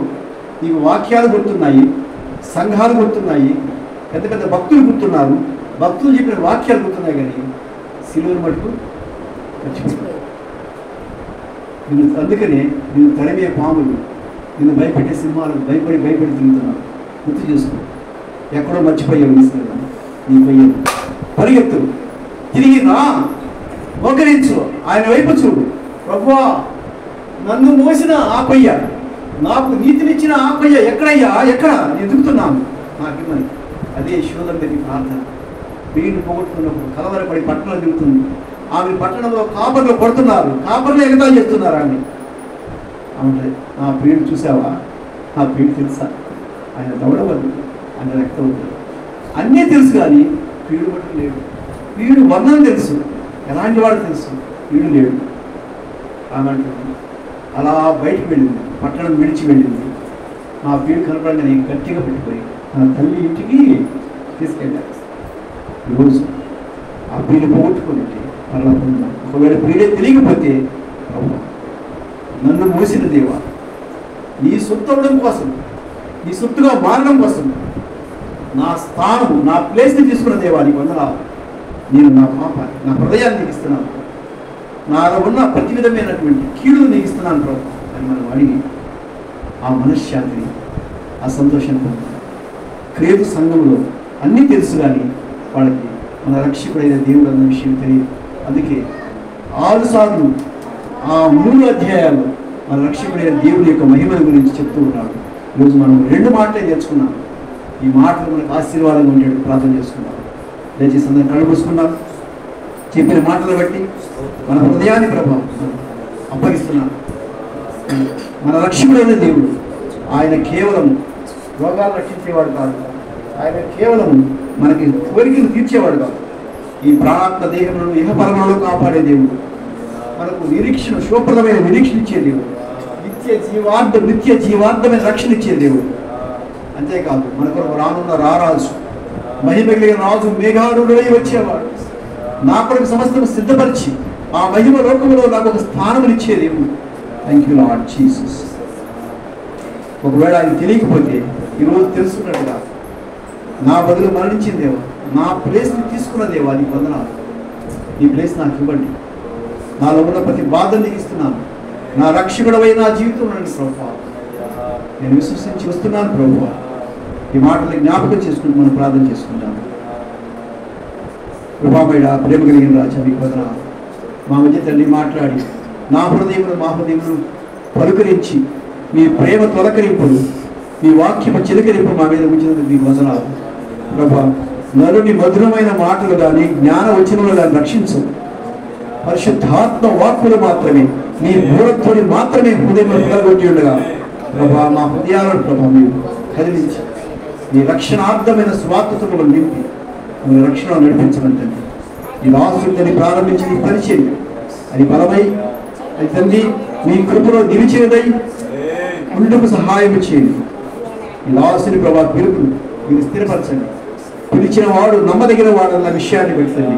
నమ్మలేని మనుషుల మీద మనస్సు కాక నమ్మదగిన మీ మీద స్థిరపట్టుకుతండి. స్థిరత్వం నుంచి కుటుంబాన్ని మీరు ఆశీర్వదించి దీవించండి. ఇంతవరకు నడిచిన నడకలో చూపిన కృపకు వందనాలు చేస్తూ రాబో దినములు మీతో నడిచే కృపమని, నలుగురితో నడిచిన ఈ దినములు కాక మీతో నడిచే నూతనమైన నడకలు ప్రభా కుటుంబానికి ఇక్కడ చేరిన విశ్వాసులను దయచేయండి. మనందరినీ ప్రభా మీకు అప్పగించుకుంటాం, గాయపడిన హస్తాలకు అప్పగించుకుంటాం, జ్ఞానంతో కాక అప్పగించుకుంటూ సరెండర్ అవుతుందండి. ఎంత నిలిచేట్టుగా ఆశీర్వదించమని సమస్తమైన ఘనత మహిమ ప్రభావాన్ని మీకే చెల్లించుకుంటాం. ఈ ప్రార్థన స్థితులను మా రక్షకుడి దేశే నామను సమర్పించి ప్రార్థిస్తున్నాను తండ్రి. ఆమేన్. అవకాశం ఇచ్చిన సంఘములకు ముఖ్యంగా మనతో ఉండి మాట్లాడే దేవుడికి వందనాలు చెల్లిస్తున్నాను. దేవుడి మాటలు మనకి దీవించిన కాక. Amen. Thank you very much. దేవుని పిల్లరా, చక్కని మాటలు ఇంతవరకు మనం వినున్నాం. చక్కని వాక్యం, కల్పన కథలు కాకుండా, లోక మాటలు కాకుండా, వాక్యం టు వాక్యం ఒక పత్రిక నుండి అపోస్తలుడైన పౌలు సంఘానికి రాసిన పత్రికలు ఉన్నాయి. ఆయన 14 పత్రికలు, రోమా పత్రిక నుండి ఎబ్రీ పత్రిక వరకు రాశాడు. అందులో సంఘానికి రాసిన పత్రికలు ఉన్నాయి. ఆ తర్వాత వ్యక్తులకు రాసిన పత్రికలు ఈ తిమోతి, ఫిలోమోను, తీతుకు. ఆ తీతుకు పత్రికలో 3 అధ్యాయాల నుంచి ఈరోజు మరి పరిశుద్ధాత్మదేవుడు ఇంతవరకు తన దాసులను నిలవబెట్టుకొని మనకు కావాల్సినటువంటి వర్తమానం, నిజంగానే ఇక్కడ ఈరోజు కావాల్సిన వాక్యం. ఇప్పుడు అన్ని జనుల మధ్య పరిచర్య అంటే మొదటిగా ఏమనుకుంటారంటే నాకు దేవుడు అది చేయాలి, ఇది చేయాలి, ఆ కార్యం చేయాలి. ఇవన్నీ కాదు, ఇవన్నీ కూడా క్షణికమైనవి. దేవుడు మొదటిగా ఏం చేశాడంటే మన స్థానాన్ని ఆయన తీసుకొని, చెప్పండి మాట చెప్పండి, మన స్థానాన్ని ఆయన తీసుకొని ఆయన స్థానాన్ని మనకిచ్చాడు. అక్కడ ఆ పరలోక రాజ్యములో ఉండే భాగ్యం, ఆ నెమ్మది కలిగిన రాజ్యంలో ఉండే భాగ్యం. మనకు ఒక నిరీక్షణ ఉంది, ఏంటంటే నిత్య జీవం అనే నిరీక్షణ. మన రక్షకుడైన యేసు, ఆ పదం చెప్పండి అమ్మా, మన రక్షకుడైన దేవుడు, ఆయనే రక్షకుడు, ఆయనే దేవుడు ఉన్నాడు. కాబట్టి మరి చక్కని వాక్యం, రకరకాల ఆలోచనలు, రకరకాల తలంపులు లేకుండా, బాధ కలిగినప్పుడు, కష్టాలు వచ్చినప్పుడు, కాబట్టి అనేక ఆలోచనలు చేయకుండా మనకు ఎవరున్నారు చెప్పండమ్మా, రక్షకుడైన దేవుడు యేసయ్య ఉన్నాడు. ప్రతి పరిస్థితికి ఆయన మీద. ఈరోజు మరి మీరు ఎంతమంది ఈ వాక్యం నాతోటే మాట్లాడాడని మీకు ఎంతమందికి ఆ నమ్మకం ఉందో తెలియదు, కానీ నాతో అయితే ప్రభు మాట్లాడాడు. దేవునికి స్తోత్రం. మొదటగా మాట్లాడిన మాట సేవకుడికే. ఆయన నమ్మదగిన వాడు, పిలిచిన వాడు ఎవరు చెప్పండమ్మా. ఎందుకంటే ఈ పరిచర్లో నేను భయపడతానే ఉన్నా. మరి నూతన పరిచర్య ప్రభు అదిలు ఎట్లా కట్టాలయ్యా, పరిచర్య ఏందయ్యా, సంఘం ఏందయ్యా, రోజు అదే ప్రార్థన, అదే అయ్యా సంఘం ఏంది నాయన, ఇంకా నూతన ఆత్మ దయచే ప్రభు. ఇదే బాధ, ఇదే ఒకటే ప్రార్థన.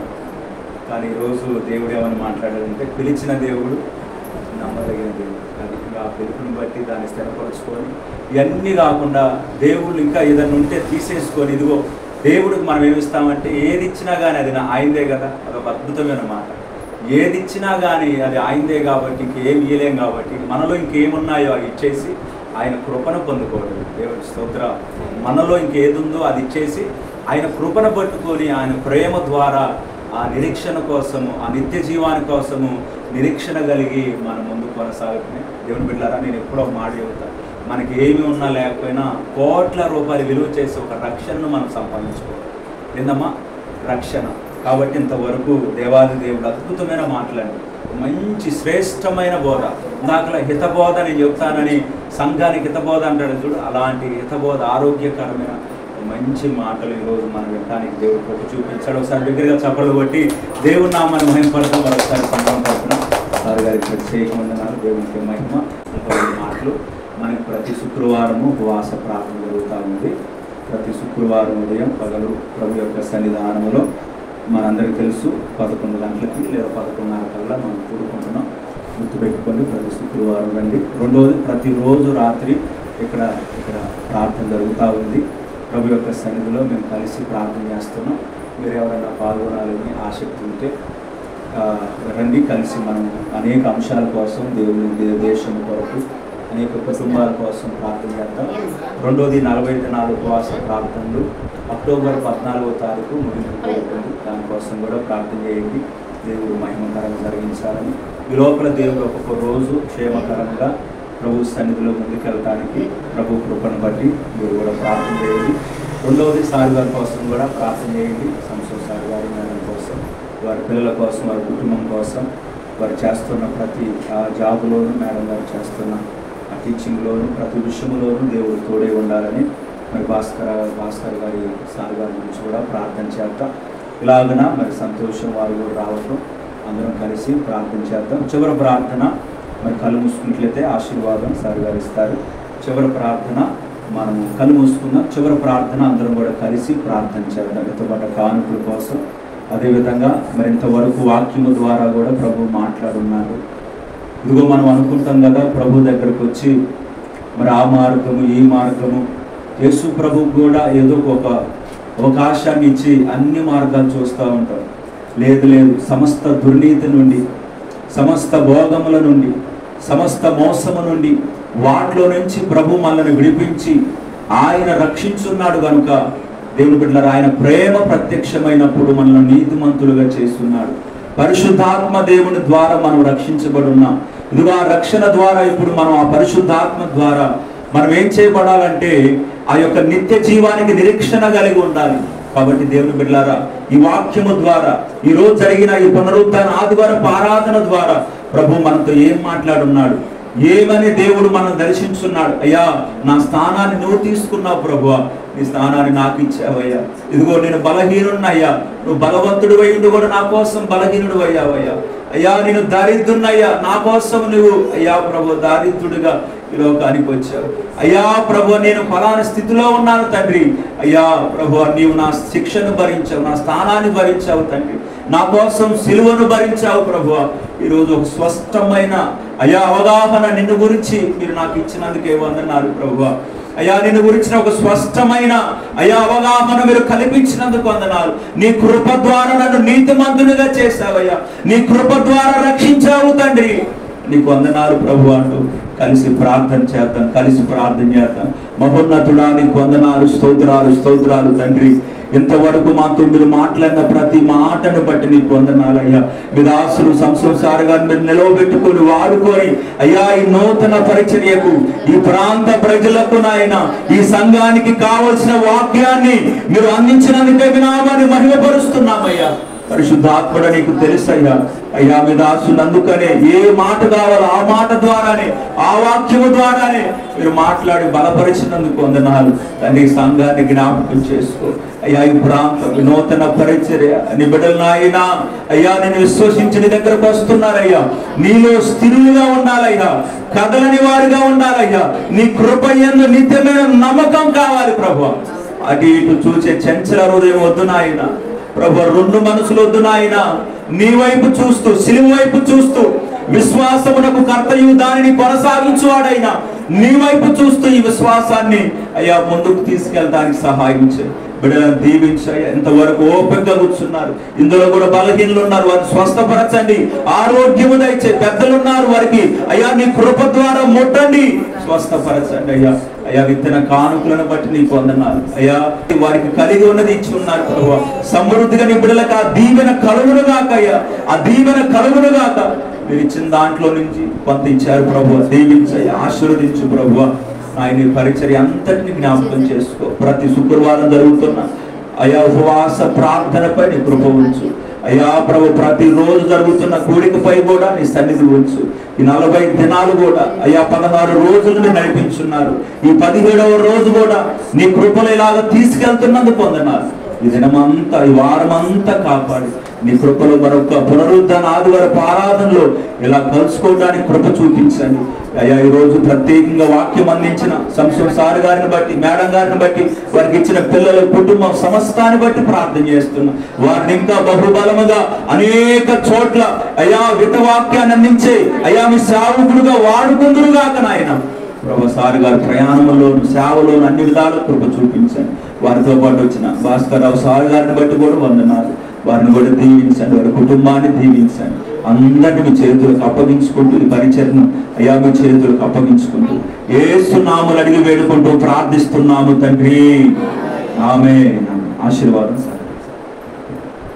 మన రక్షకుడైన యేసుక్రీస్తు కృపయు, పరమ తండ్రి అయిన దేవుని యొక్క ప్రేమయు, పరిశుద్ధాత్మ దేవుని అన్యోన్య సహవాసం సకల పరిశుద్ధులకును స్థానిక సంఘములకును సొంత కాపరి కుటుంబానికి వచ్చిన ప్రతి విశ్వాసికి వాక్యము చేత బలపడిన వినిపించిన ప్రతి హృదయములకు అందరికీ ఎల్లప్పుడు సదాకాలంతో ఆమేన్.